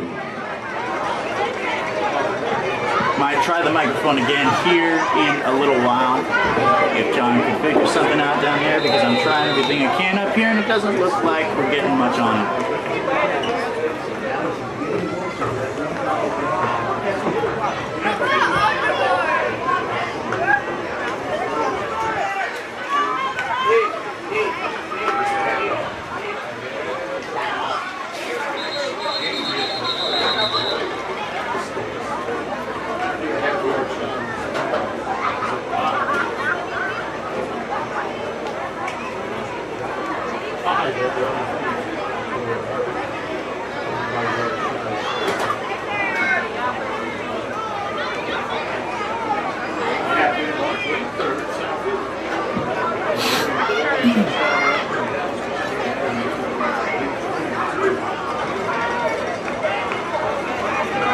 So 2nd and 5 for South Fulton.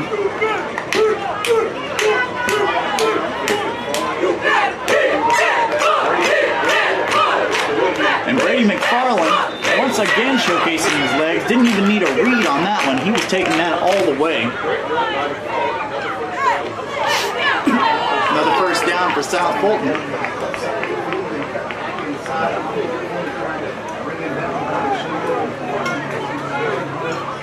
So that'll be 1st and 10 for the Red Devils on the Humboldt 25.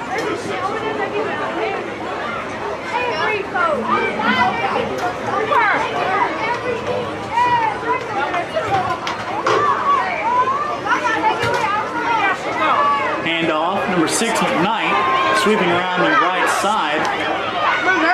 And he gets brought down over by the sideline.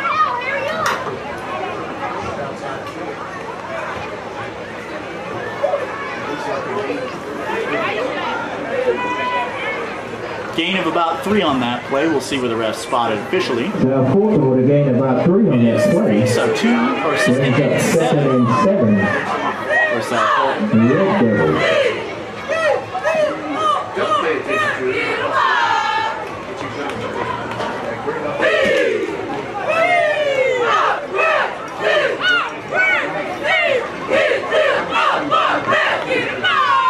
McFarland keeps it himself again. He's rolling out to his left. We'll see if he takes off with it. No, he's going to fire it over to the left. Hits his man, but he doesn't come up with it.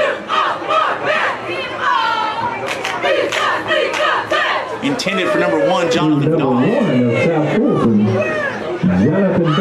looks like he hit him right with the numbers, but... Brings up 3rd and 7, South Fulton.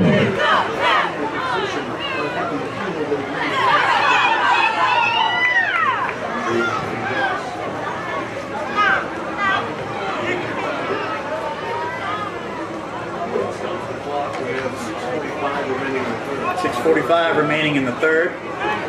3rd and 7 for South Fulton on the 22. Receivers on either side. Screen pass over to the right. Dodges a Humboldt defender, sheds another one. Spin move. And that will be a first down right up next to the goal line. That was number 24, Connor O'Neill, on the catch. Ball will be placed on the 5-yard line. 1st and goal from the 5-yard line, South Fulton. It'll be Looking to make it 26-2. South Fulton.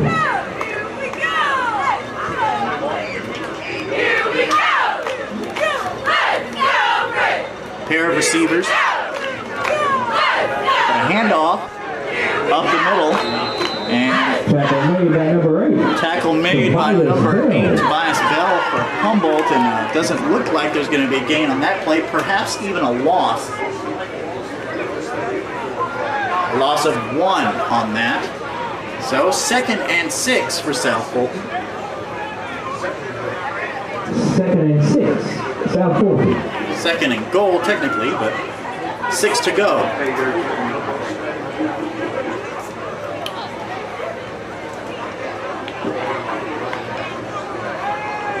Farland hands it off again. Up the middle goes Whitehead.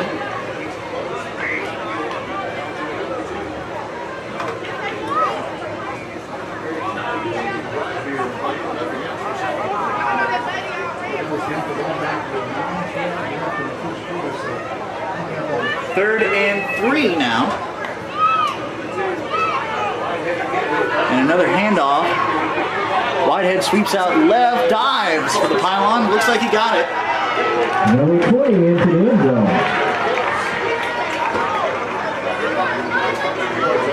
Dallas Whitehead, touchdown. And that is going to be a touchdown for South Fulton. 26-2 is your score with 5:02 remaining as Charlie Mike Mulkey gets ready for the extra point.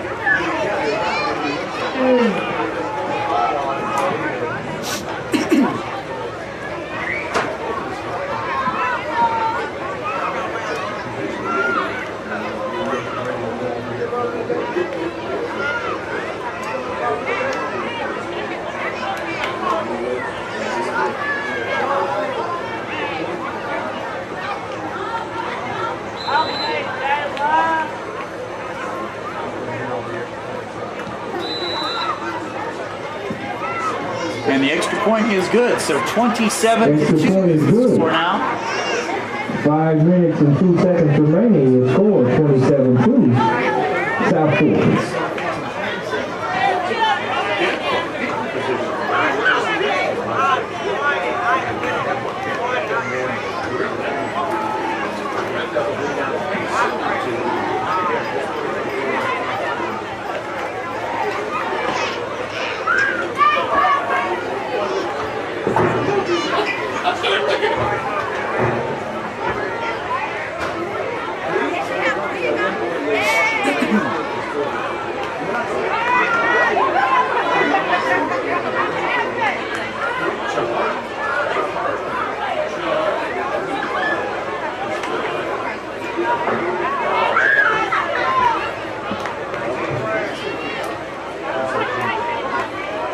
So Humboldt lines up to receive after the South Fulton touchdown.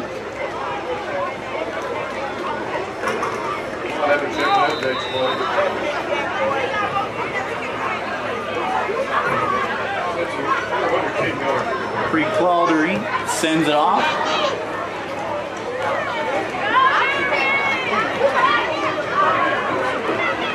And it's number 3, Kavian Taylor on the return, and he takes it out to about the 25, so that's where Humboldt will start off on this drive. That was Whitehead with his second touchdown run of the night. The extra point. John Bonner.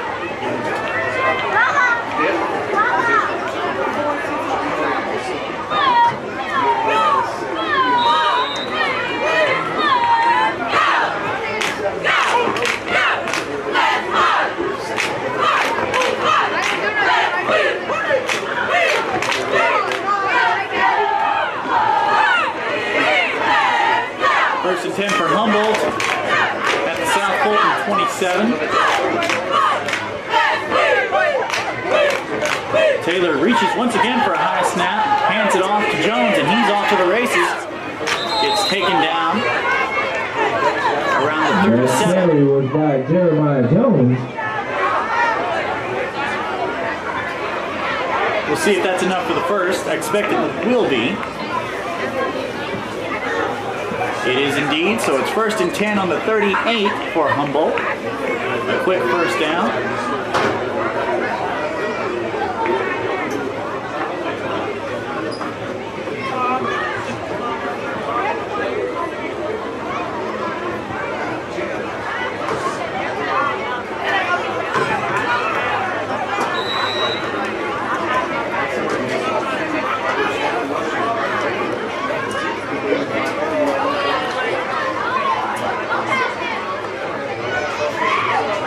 Jones again stumbles, and he is going to fall, not even really be tackled, but just fall in the backfield for a loss. Jones tackled in the backfield for a loss. Perhaps a wet patch like John and I discussed earlier in halftime. This field and the whole area did get quite a bit of rain yesterday during Halloween during the day. Has had some time to dry out, but 24 hours is not all that much Brings time. up 2nd and 14 for the Vikings. So 2nd and 14 on the 34 for the Vikings.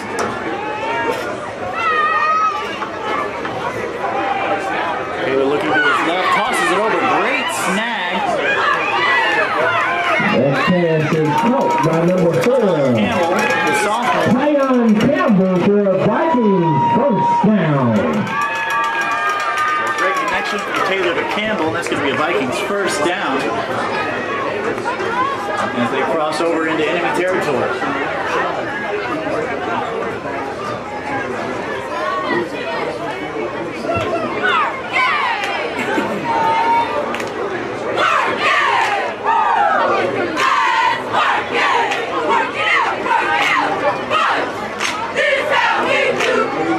On the 46. Taylor tosses it over the middle again to Campbell.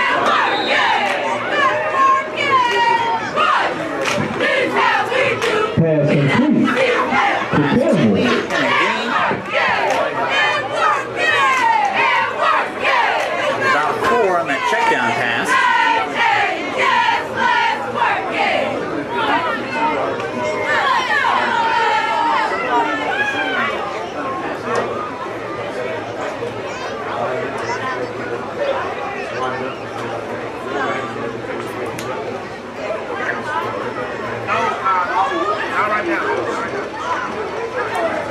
Hand out to Jeremiah Jones. He's got some room out left.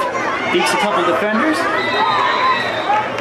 Jeremiah Jones crosses on the outside.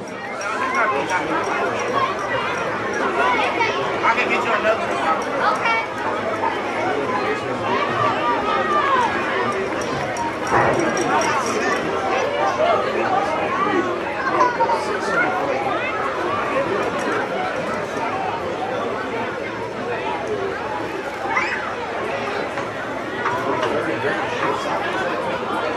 Close to a Viking first down.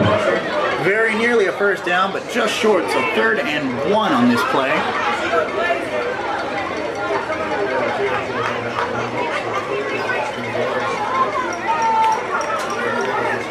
Hands it off to Jones again, and he's barreling up the left side. He's got plenty of room. He's going to take it all the way.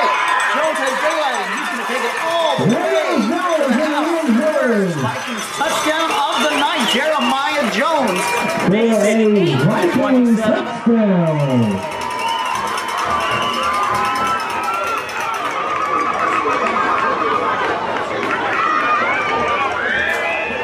What a run for Jones. Didn't try to do too much, just saw his lane, committed to it, and went straight to the end zone.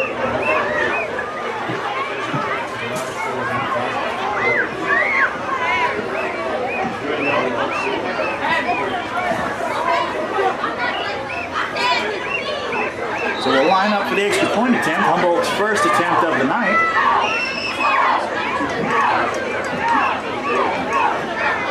The Vikings will line up for the 2-point conversion No, attempt. they won't go for the extra point. The Vikings will try for the 2-point conversion. They'll attempt to make it a 27-10 ball game.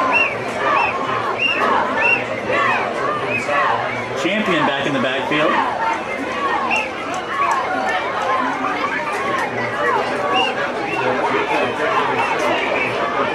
And they're not going to be able to convert on the 2-pointer. So the score will remain 7-8 South. No good.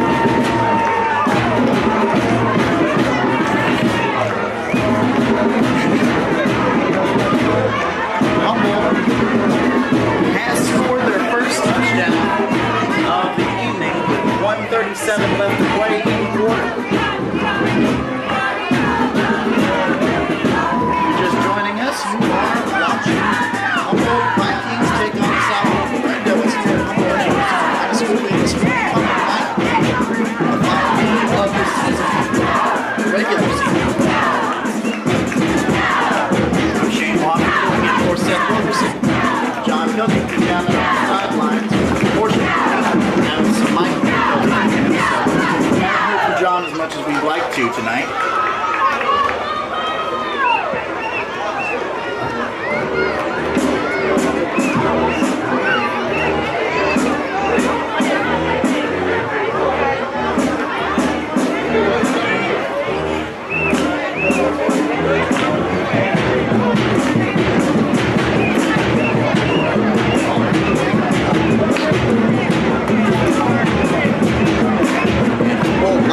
before the kickoff.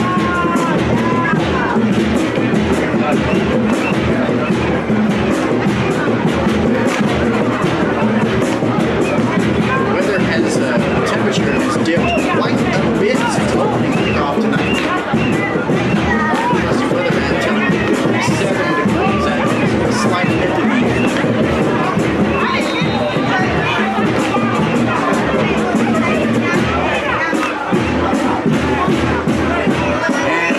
It looks like an onside, actually. Humboldt will not recover. Surprise onside kick attempt from the Vikings. But the South Fulton Red Devils will recover it just shy of the 50-yard line.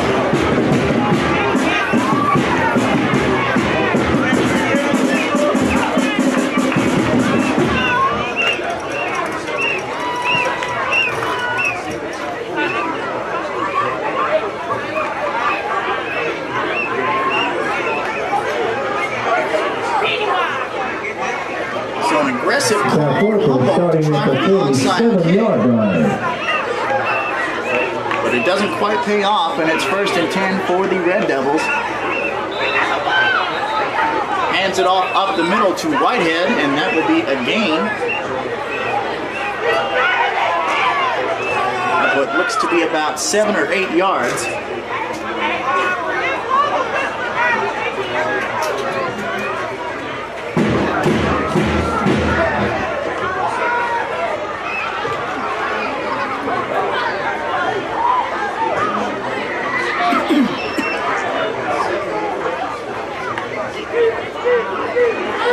Hand off to Whitehead again up the middle, trying to push something through. Doesn't have a lot of success.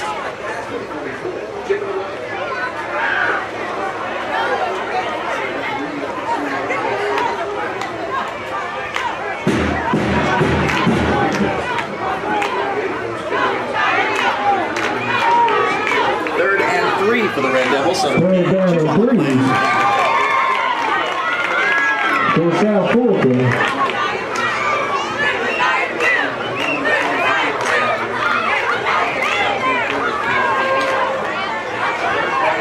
Another handoff.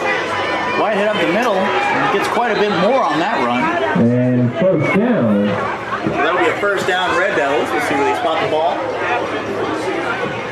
16.6 seconds left. By the Red Devils.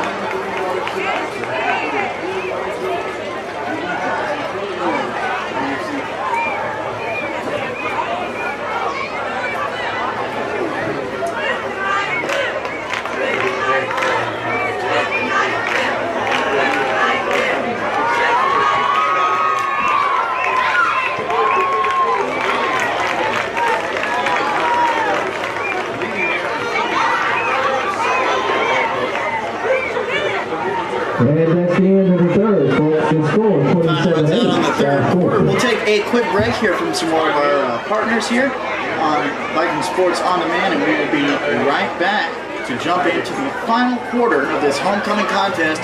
You're watching the Humboldt Vikings versus the South Fulton Red Devils.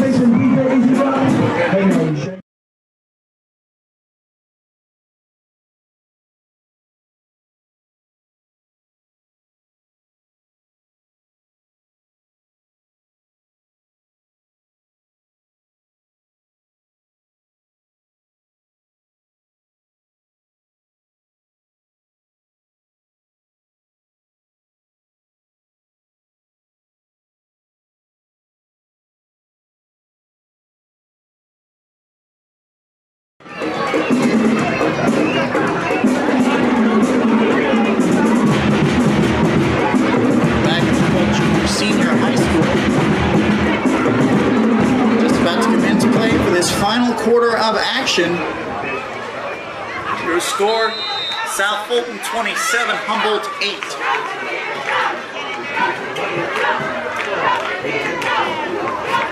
McFarland looking to his left, sees something, oh, a high pass to his man wide open, catchable ball, but not the easiest thing in the world to snag.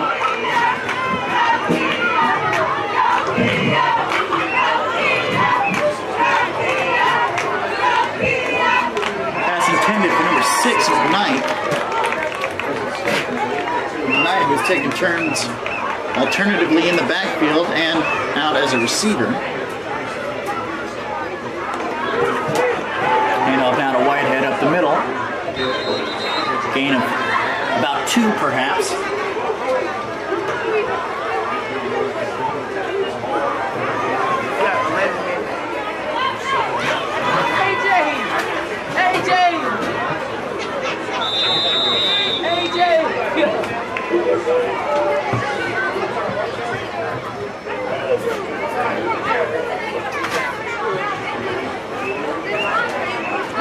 And another injury timeout. There's a Humboldt player down. Can't tell exactly who it is from this angle.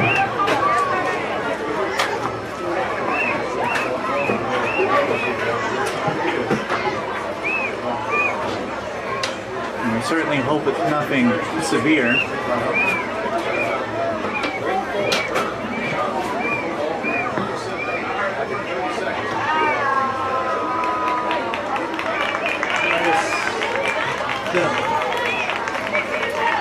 And that is number 8, Tobias Bell, the senior. Up with a little help, now walking under his own power. That's great to see.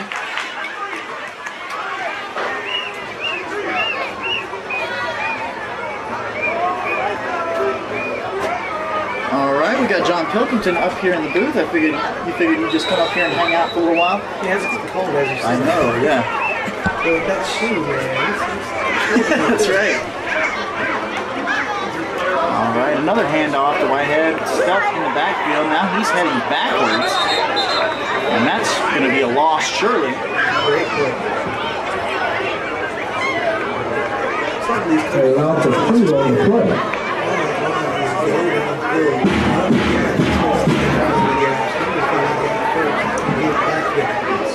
Exactly what they did. For sure, Whitehead had absolutely nowhere to go on that play. So that'll be a 4th and 12 with South Fulton. McFarland will keep it himself. He's rolling way back and way out right. He's going to try to use his legs again. And it does look like he will break that first down. Number 2, Brady McFarland.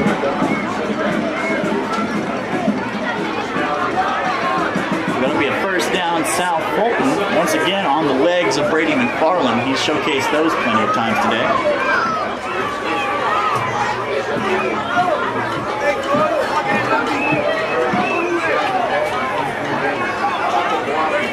First down on the 19.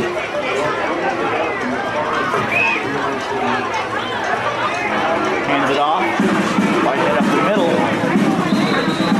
And he may have gotten the first on that. James without handing it away.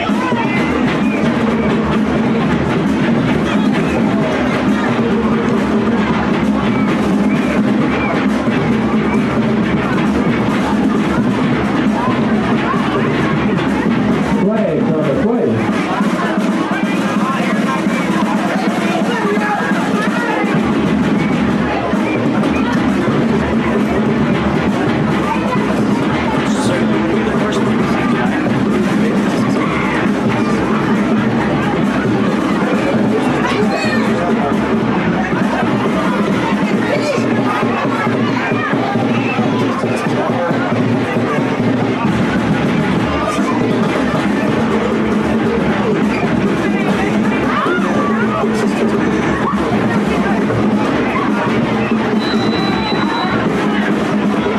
Looks like they're setting up around the 5.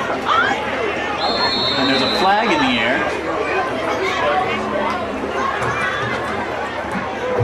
Flag before the play.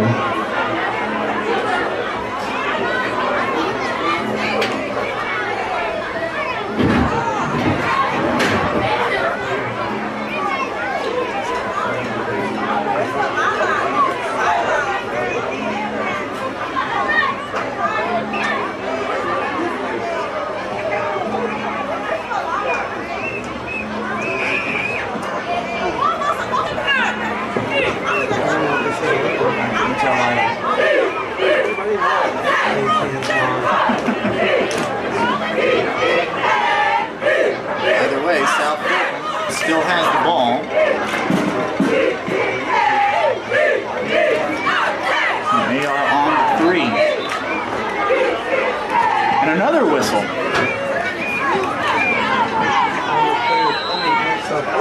good ones that you got. They might not have all set yet.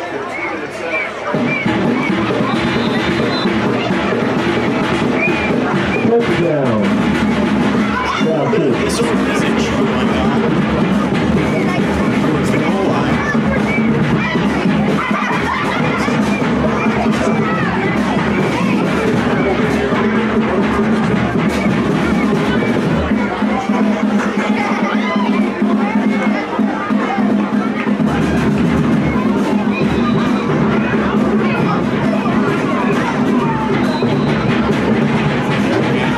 Successful extra point, that 34 South Humboldt.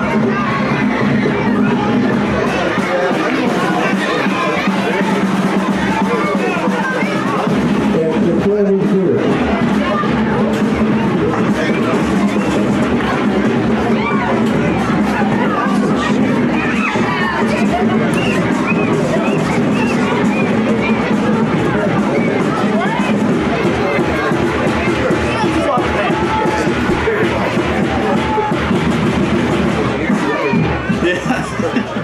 For so many people that may have been here the past 33 years and seen this kid grow up, you know how much he's changed. 'Cause I know from hearing the stories at church.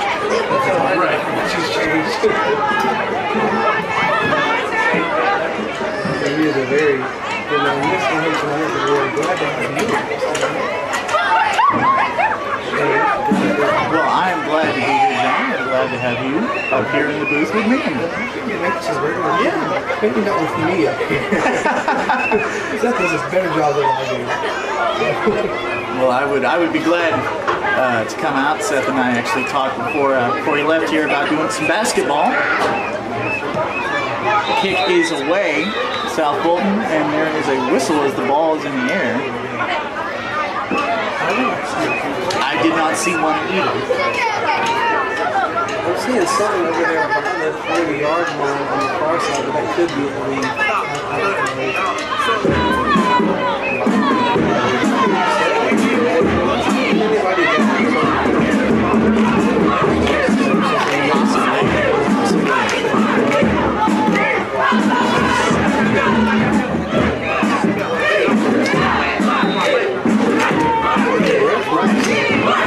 Very strange past couple minutes in this fourth quarter.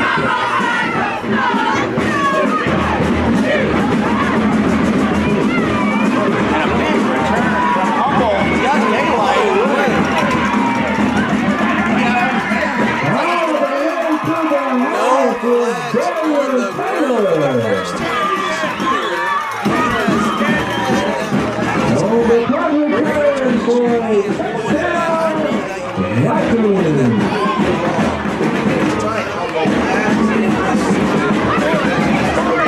fantastic return from Taylor, and Humboldt has their second touchdown.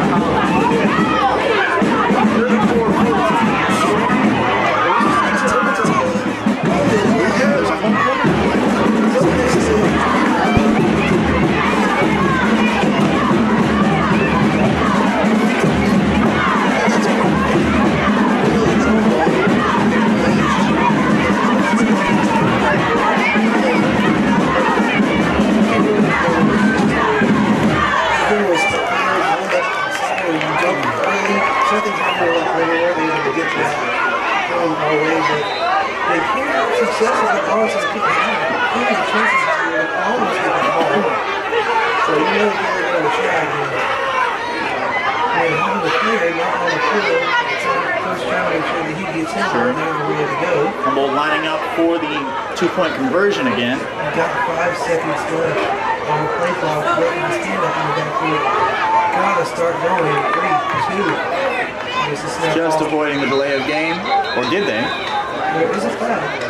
I'll start on Humboldt is what that side judge is told.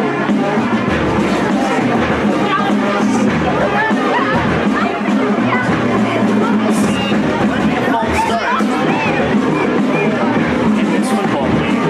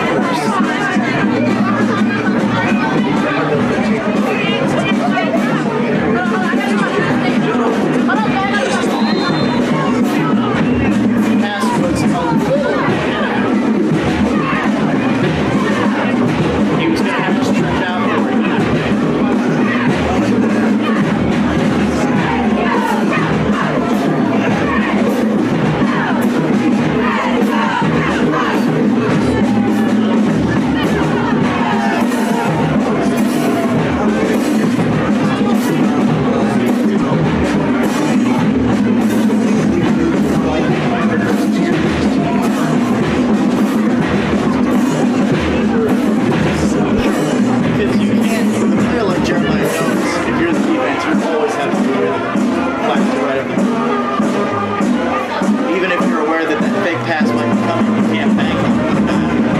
It's kind of mountain speed.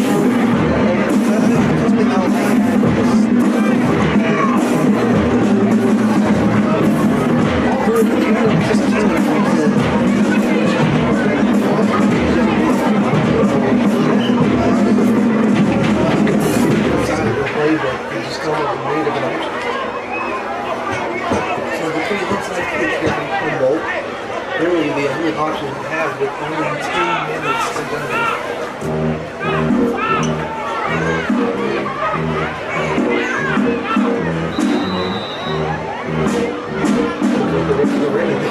That's very good.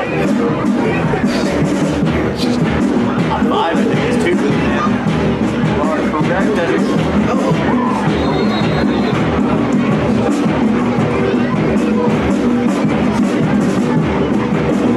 So another unsuccessful onside kick for Humboldt. Now Fulton start their drive right at the 50-yard line where they're about. 14 spotted.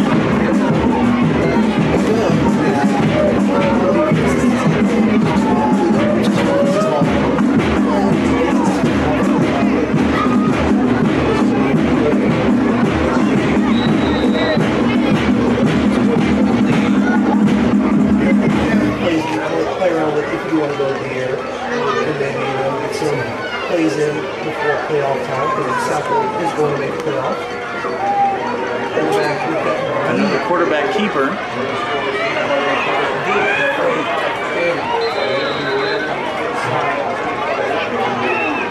McFarland has just been a menace on the ground. To a science, yes. That is a play they've worked on a lot this year, and it shows. If you are a young quarterback out there in high school, or in middle school, that's one of the things that they'll do. The key to that play is keeping with that handoff all the way till he gets past you, to where you really can't hang off the ball anymore. And then pulling back in and going. Actually handing it off this time to Whitehead up the middle, and he powers through the line of scrimmage. For a nice gain. I don't know if it was quite enough for the first down. I wouldn't be surprised though. They are moving the chains. They are indeed moving the chains. Mark will run off of that run.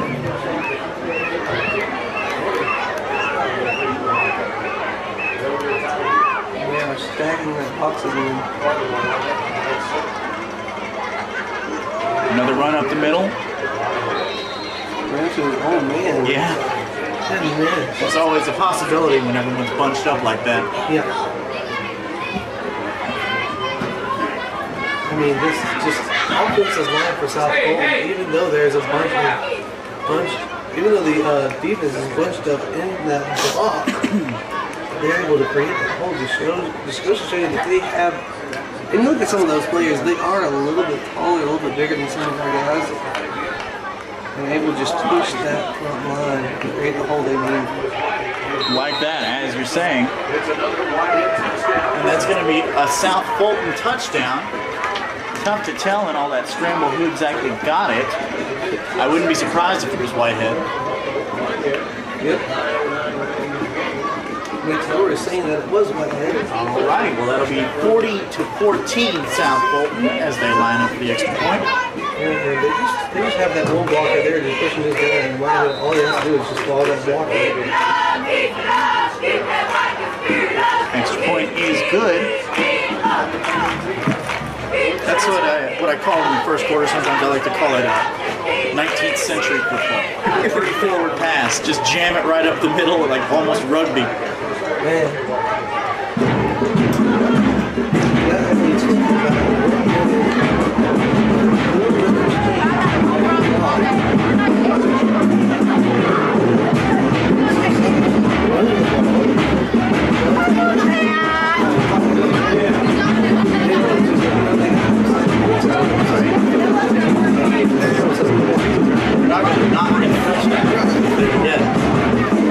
I've seen one football game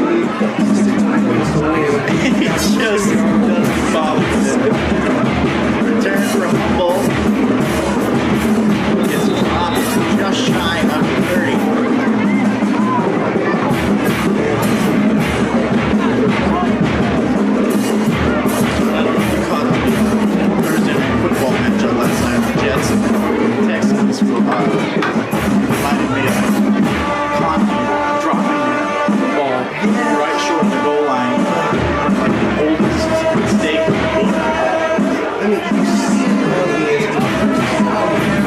Yeah. Everybody else does it. Yeah. In their mind. Don't do it. For whatever you do, don't find them on one of those blooper reels. Right after that play, I think it was, it came from one of the replays. Big.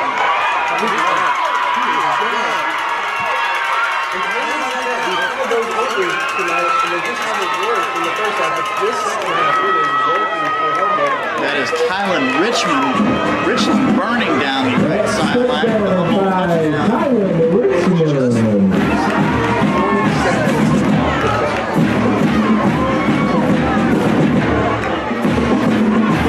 So a fantastic play from Humboldt. It's hard not to feel like it might be a bit too little too late.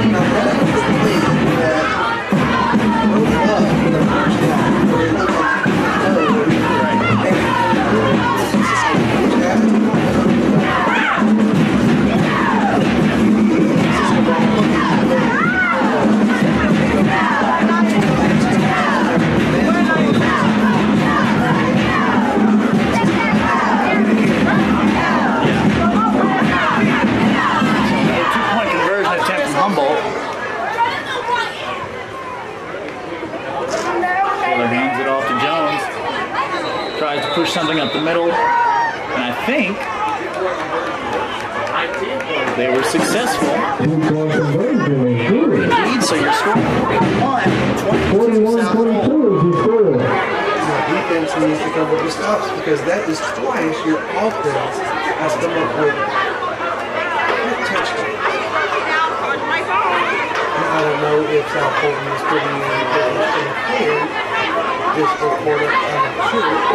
Quite possible. That could be a possibility. There could be reasons for those substitutions, but those two plays that happened have been plays. One was a play that he got wrong in the first half, and the first one was just very good blocking on the court.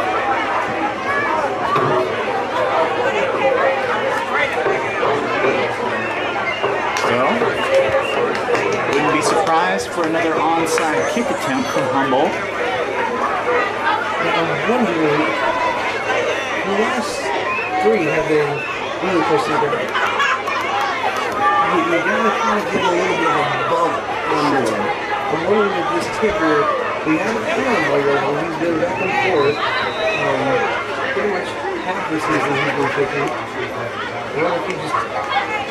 There's that bounce we were talking about, and there he goes. Had that chance. But the Vikings players just could not get their runners to get to the ball. Man, if that would have hit that first guy's hand, he had a better chance. If he went for it, and almost, you see, that bounce really does help. Because it does. I don't know if you've ever tried to catch a bouncing football.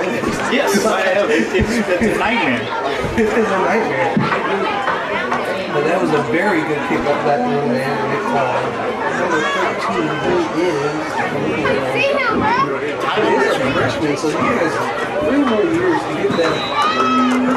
If that is something we want to keep in mind. Very good kick. And Richmond can keep that ball down the field. Oh, very much so.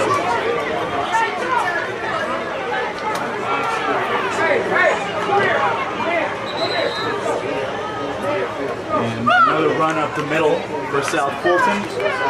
Like you said, John, they'll probably just keep it in hand for most of this drive, running down that clock and minimizing the penalty.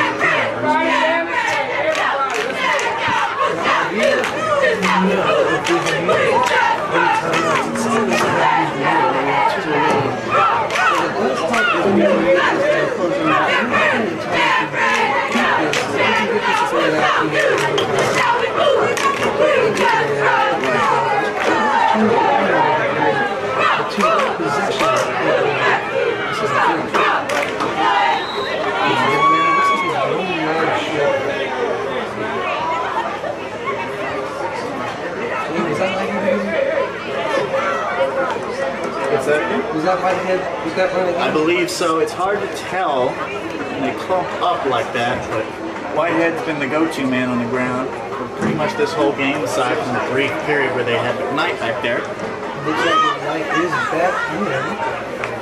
That's another option. Maybe they don't. Maybe because they know the defense is probably looking for a run down. The Knight offers another option out there. You're right, he is lining up in the back.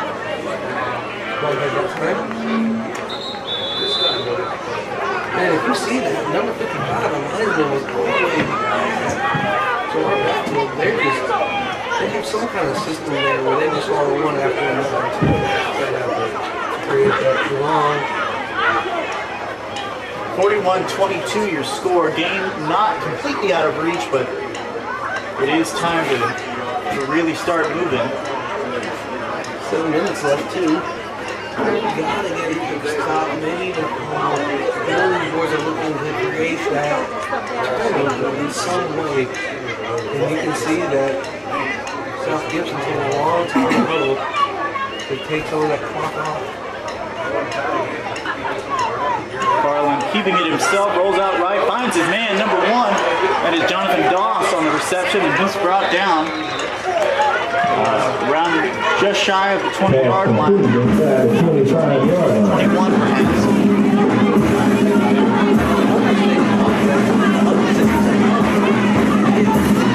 They did. It's been quite a long time.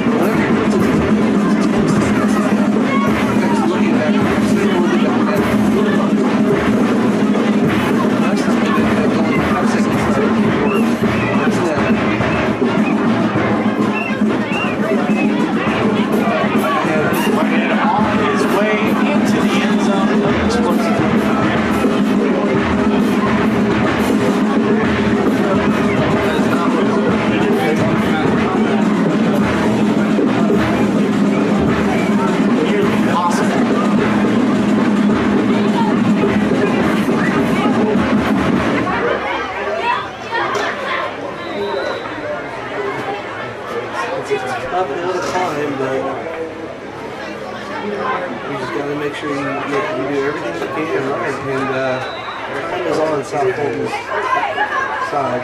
48-22 now your score after that successful extra point.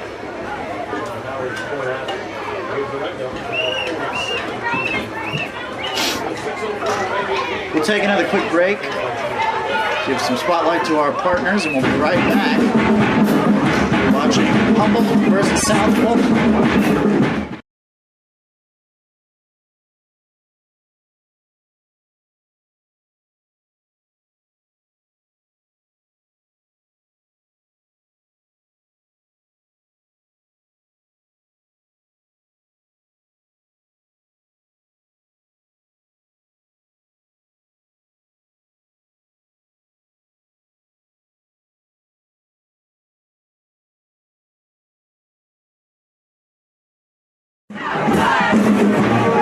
Back at Humboldt Junior Senior High School, South Fulton gets ready to take the ball away to Humboldt. Shane Wofford, John Pilkington up here in the booth for this homecoming matchup.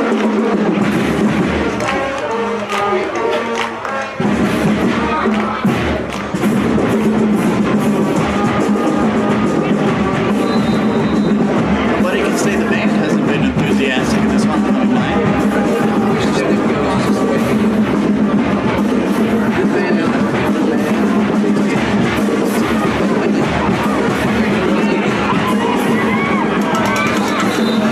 Yeah, just as he was cutting back towards the inside, got a bit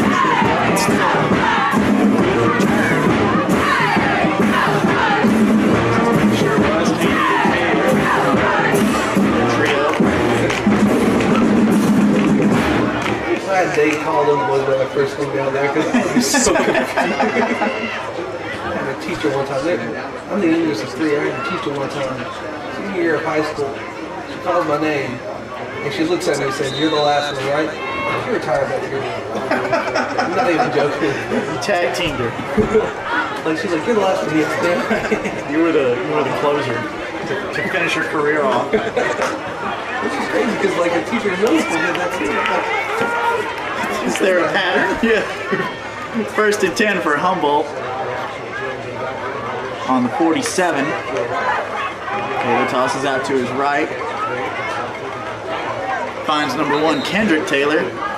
Not much doing there. Didn't have that blocking angle on that side. There's just so many on that side, and Humboldt just wasn't able to get a block over there. He was able to make that move though, and then pick up the ball. They're calling it a yard, so 2nd and 9 for Humboldt. So a yard's a yard. That's one thing these boys can do. They can juke and jive, but sometimes they give it too much and they hurt themselves. Yeah. Taylor hands it off to Jones. He'll take it over the left side. Doesn't get much though. Again, perhaps about a yard, if that. Looks like they're saying no down on that one. All of it just relaxed, quick on, went straight to it and stopped fucking playing.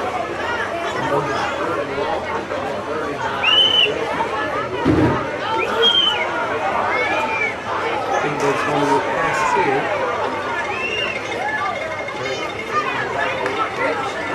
And to right, Taylor looking to pass, rolls out to his left, he's in trouble.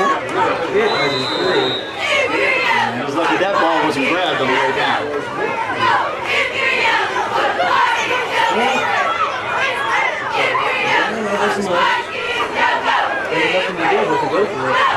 Seems so. Yeah, not much point in hunting or trying to kick a 65-yard field goal here.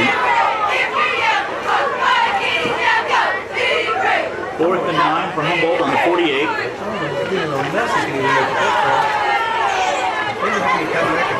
Yeah, we had to get him up in Denver.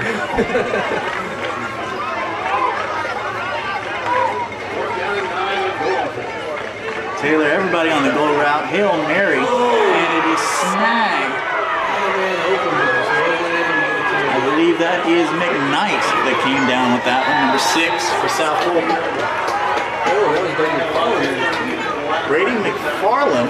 Yeah, it was intended for Darian Taylor, and Brady McFarland was able to come off of his defender and able to get it.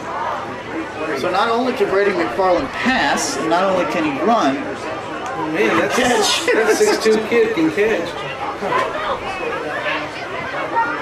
And you gotta give credit. He's been putting on a clinic pretty much anywhere he's been on the field today for South Fulton. He's been a huge part of the points they've got on the board. I mean, 6'2" kid. Also says he weighs 170 pounds. I wish I made that in high school. So McFarland hands it off to Whitehead, jukes and jives. Hard. And I said Whitehead, that was indeed McKnight. Yeah, he was twirled and almost pile drived into the mud. Boykin, the sophomore, able to get his hands on him and say, "You're the guy this time."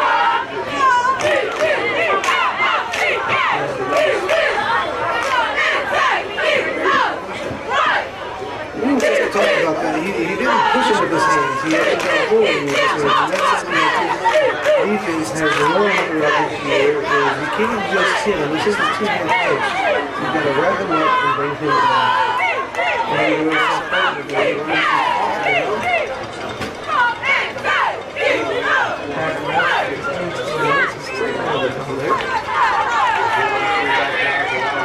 He runs down by Darian Taylor again.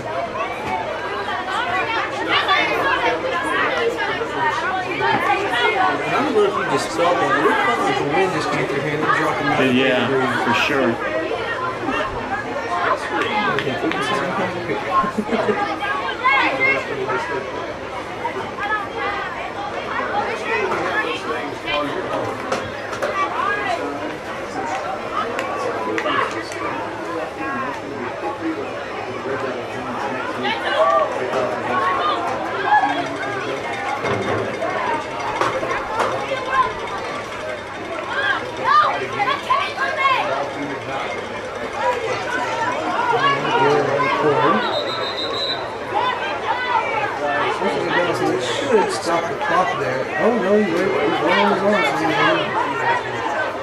Dixon didn't get out all the way.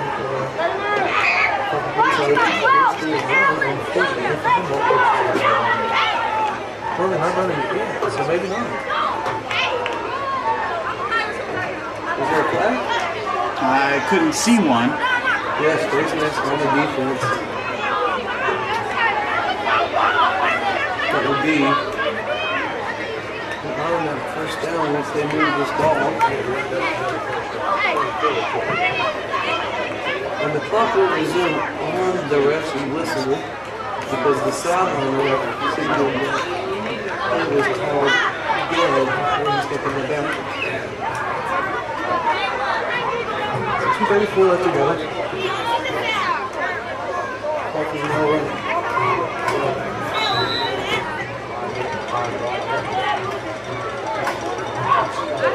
That's the right-handed dealer.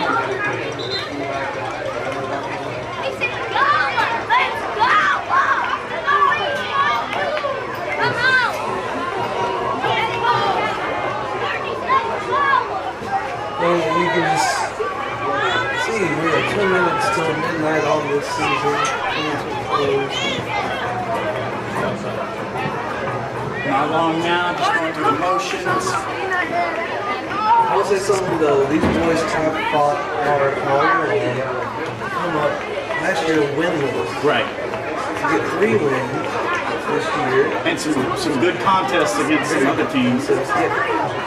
Close games against teams that would be representing this district in the playoffs. Doing something that they hadn't done all year last year, which is scoring 21 points on neutral. Yeah, it's certainly not. So you see the culture is slowly changing. It is. It's not something that happens overnight. No. It's not exactly, the dream season, but the clear improvement has to be encouraging. And I can't remember exactly when they had the coach. I don't think it was early.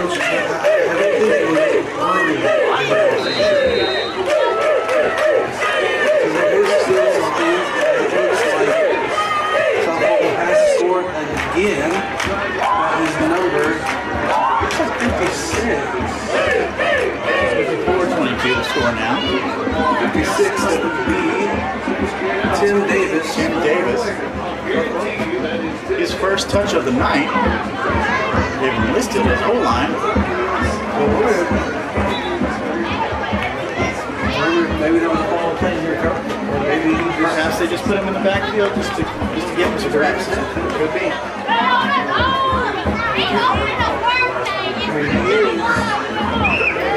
Tim Davis, a senior, so maybe something for his senior year going out in the touchdown.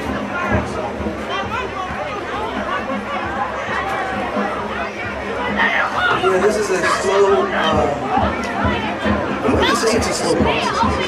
Because being on the sideline, there has been a lot of changes already. And you're going to have freshman Tyler Richmond this year done a great job. Yeah, he showed up. Yeah, Richmond, he showed out in this game. I mean, you got some of these younger guys, sophomores and freshmen that have put in some work this year. And they've got 2-3 more seasons with this coach. That's going to help change a lot of this culture of losing season after losing season. Yeah. Yes, this is not a losing season, but it feels like, in terms of culture, in terms of personal wins, this is a losing season. Yeah. The record may show 3-7, but it feels closer to, in some of these games, it feels like this team could have gone 5, 6. Sure. Yeah. I mean, because even the losses were competitive losses. Yes. They weren't, it wasn't a season of blowouts and demoralization. It was, real, honest, improved football. There are some things you're going to have to work on in the offseason. Hopefully we can get some more guys in here, not just from 8th grade.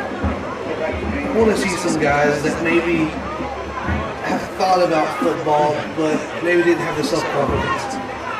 You've got a group of guys out here that have stuck together like you're well. You've got a coaching staff that believes in these young players. And you you've got fans out here, you can see them supporting these young guys. I mean, I know you at least have 3 to 4 guys every single week up in this booth, plus George Yarborough, who believes in every single one of these guys. Yeah. And just wants the best for each one of these guys.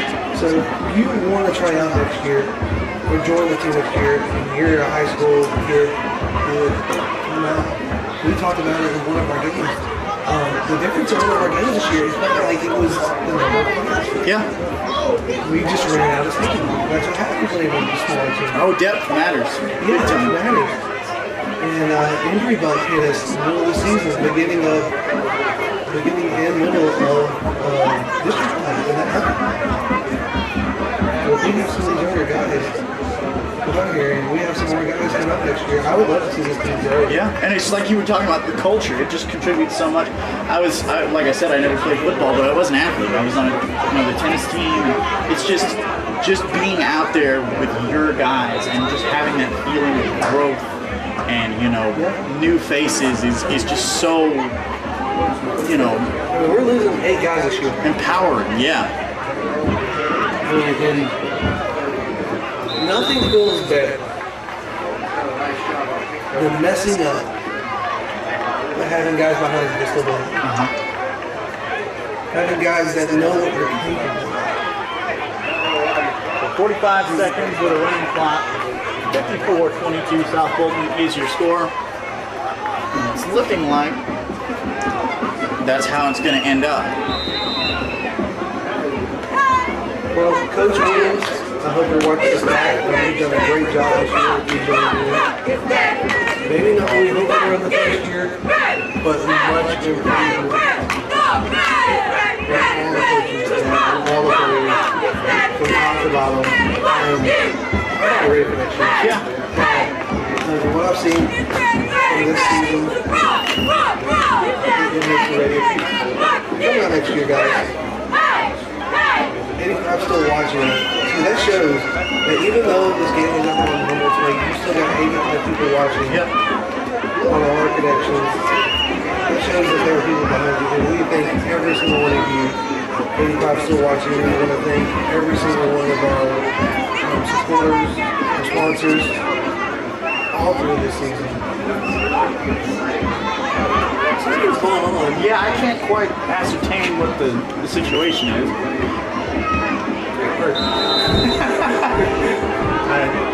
That's what they teach us over at Peabody. Book learning words. Tell us some of that agreement with that. And Taylor airs one out big time. Jump ball. Hey! Caught by a Humboldt receiver.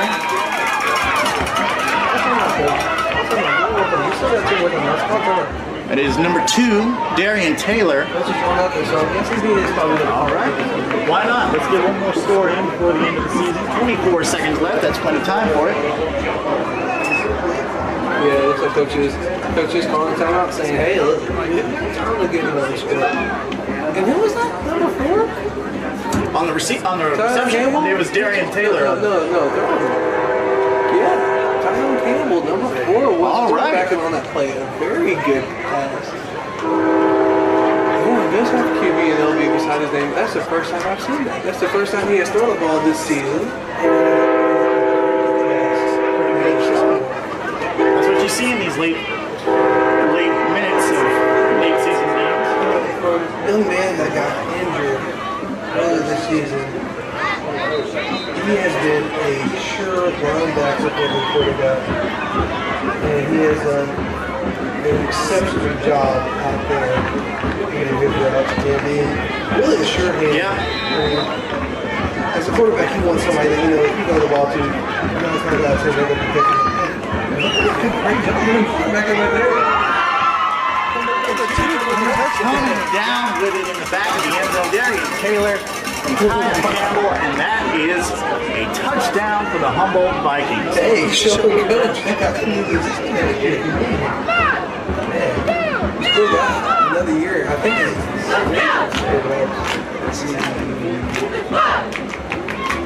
still has another year.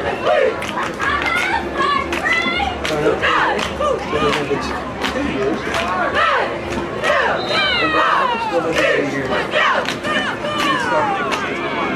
go for two. Why not?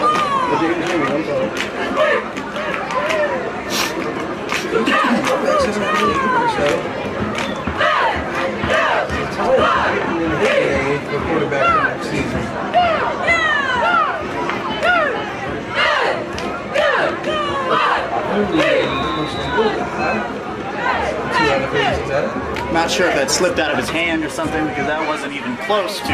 Well, he did have a defender coming on. That's true. Bit of a breakdown in fundamentals, maybe. Well, hey, there's still a time to get that onside kick and maybe go for that. That's true. 54-28. Anything goes. 1 minute.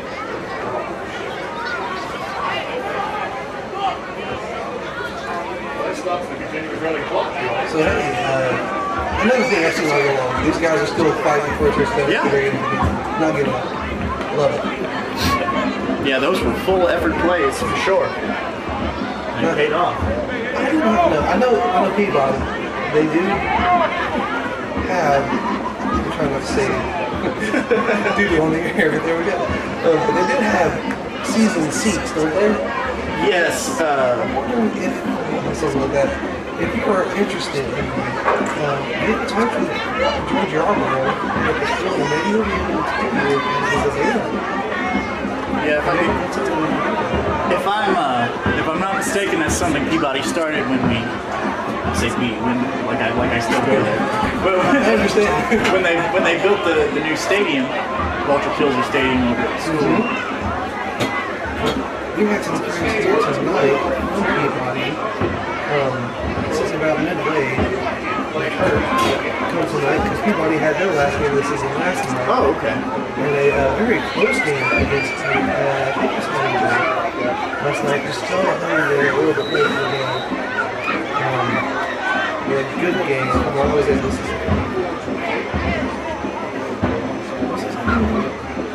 I wish I could tell you, John, they are going for the onside kick. And with another dozen ball, Yeah, I wish I could tell you, but it's a shame as I am to admit it. I'd be bothered with it. I can look it up real quick. Yeah, go for it. They finished their season a little bit early last night as a couple teams in our region, in the area of West Tennessee did.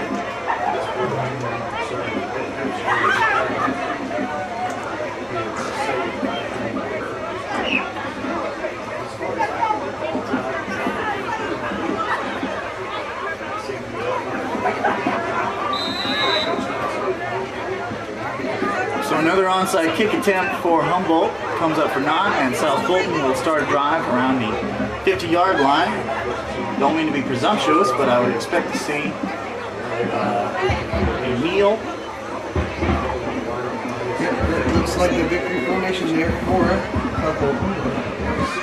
And there it is. And that will run out the clock on this final game of the season for the Humboldt Vikings. They will it. Yes, comes called one more time now. Why not? You got it. You can't take no Sure. Yeah, that's right. They don't roll over. But it was something last night. He already fell 38-21. Wow. In a big region here. I think it was to determine for Huntington, I think, determined that they were first in the region or second. And of course, last night Riverside losing to the Oakland rival. A couple finals tonight.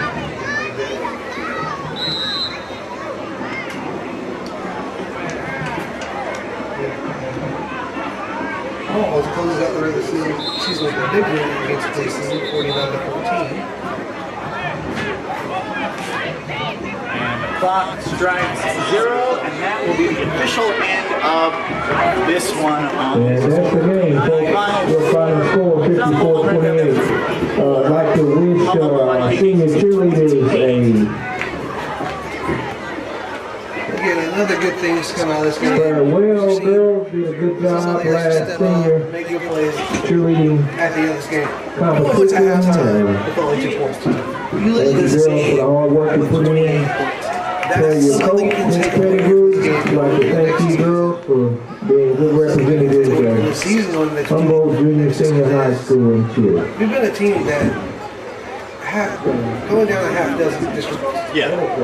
And there was a definite improvement in the second half. Just like we talked about how there's been a definite improvement from last season to this season. So it's a team that can adapt and can adjust and improve based on previous outcomes. And you have a little bit of depth this year. You've got some freshmen wide receivers that have made some efforts. Like I remember Emerson, number 9, he's done good this year. There's been called on. Cameron Cole, of course, doing a great job. You've got a bunch of sophomores. We saw Tyler Richmond perform tonight. Great job. You've got some of these young guys that maybe didn't get to play many snaps this year, but you've learned underneath this new coach. Yes. You've seen what this new system can do. In games that last year you go in knowing it's probably going to be a loss. Yes. You can come in here and say, they've got a chance. Yeah. We might have it. And again, I don't know if we have any season tickets or season sittings. I don't know if Humboldt does that. Get with George Arborough if you want to do that next year. Basketball season coming up. It is. It's right around the corner. Junior high's already started. So I did not know. they did, yeah. The preseason, and I believe they've even got some regular season games under the belt already. So. I will tell you, if you like football, you like basketball. Then after basketball, we got baseball. They got baseball. So hey, all 3 major food groups. That's all you need in sports, man. They cross each other. I love October. Yeah, we man. were talking about it. October, not just because my birthday's in October, but October is the best time for sports. Of course, you've got the Fall Classic, the World Series. Yep. You've got basketball stuff, college and professional. You've got football right in the middle of the season. You've got hockey starting to go. You've got soccer, if you're a soccer fan, going off across the America. It's the best time. And guess what? It's the November. Look at that. Look at your screen. Togetherness. Something we've seen all year long. These guys win together, they lose together, they fight for each other. I love what I've seen out of these guys this year, and I think it's something that they never compared. I think so too. Well, thanks, John. I appreciate you coming up and hanging out with me in the second half. We'll try to get that mic situation fixed next time, or I'll tell Seth and he'll get it fixed. Yeah. I was looking at it.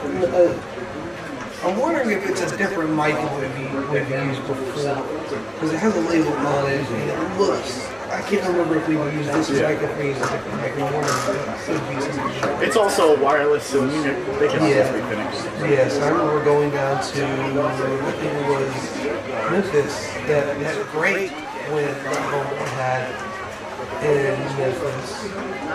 One of the highlights of the season. One of the games that made me look at this team and notice that there was something different about the team. Coach Williams, at the very beginning of the season, said that this offense was going to be fun. Yeah. And if you've watched all 10 games this year, you've seen this offense has been fun. Yeah. The last 2 to 3 years, it looks like this team can only do run plays. We saw tonight. This team was able to pass the ball. They're able to create options. We've had shovel passes. We've had this year an option pass that has worked well between Kavion Taylor and Jeremiah Jones, where they run on the side and then toss it out to Jeremiah. Jeremiah goes for 20, 30 yards to a touchdown. This team has a fun offense. This team has done great this season. 3 wins out of 10. You know, in pitching or in hitting in baseball, 300 is not bad. That's not bad at all. You bet 300 is not bad. You get a hit 3 out of 10 times your whole career, you're on the Hall of Fame. Exactly. So, not saying this is Hall of Fame worthy. No, but like we said, But there's improvement. it's definite improvement. And Yeah. it's got to feel good for the coaching staff, for the returning players to know that, you know, there's an upward trajectory that you can keep pushing for. Yes, and this possible, I'm going to call it a possible 5-5 season because there was a couple games that it could have gone the other way. So this is a possible 5-5 playoff team. That's got to show everybody's life that this team was 2 touchdowns away from being a potential playoff team. Humboldt's not a team to be reckoned with. They're not a team to come in and say this is an easy one. And even though the scores maybe show some of these wins, the margin of victory a little bit different. Yeah. On the field, I think they showed what they should. Right. That Humboldt's a team that in the future, that in the next year, maybe even 2. I'm saying with as much change we've seen in this year, it could be next year. Yeah. I'm just being honest here. Now, Humboldt could be one of those teams that you're not talking about in my day. You're saying right now Humboldt's one of those teams that could be, that nobody wants to mess with. It could be a powerhouse in one cake. Now, I know next year we had McKenzie coming down, and that's a tough McKenzie team. It's almost just as bad as playing Cuba. But that's going to be a tough McKenzie team. But Humboldt, I believe next year is going to be one of those teams that show we're here to play football. We're here to stay. We're here to run 1A. Well, on that note, thank you all for tuning in to this last game of the season, this homecoming night. Thank you if you've stuck with us all season. I appreciate you letting me step in, John, you and Seth, letting me come in here for this last game, and I appreciate working with you tonight. We'll do one more quick word from our friends at Vanguard's Premium Cheese, and we will sign off on this Humboldt Vikings season. Vanguard's is a farmer-owned co-op. We manufacture cheese for food service and retail customers across the United States. Vanguard's offers a wide variety of manufacturing careers, including production, maintenance, sanitation, and warehousing. Full-time employees are offered a wide range of benefits, including weekly pay, healthcare, 401k, paid time off, and competitive wages. Visit our website at vanguardsjobs.com to view all current career opportunities and apply online. They are not only in the playoffs, but regional runner-up.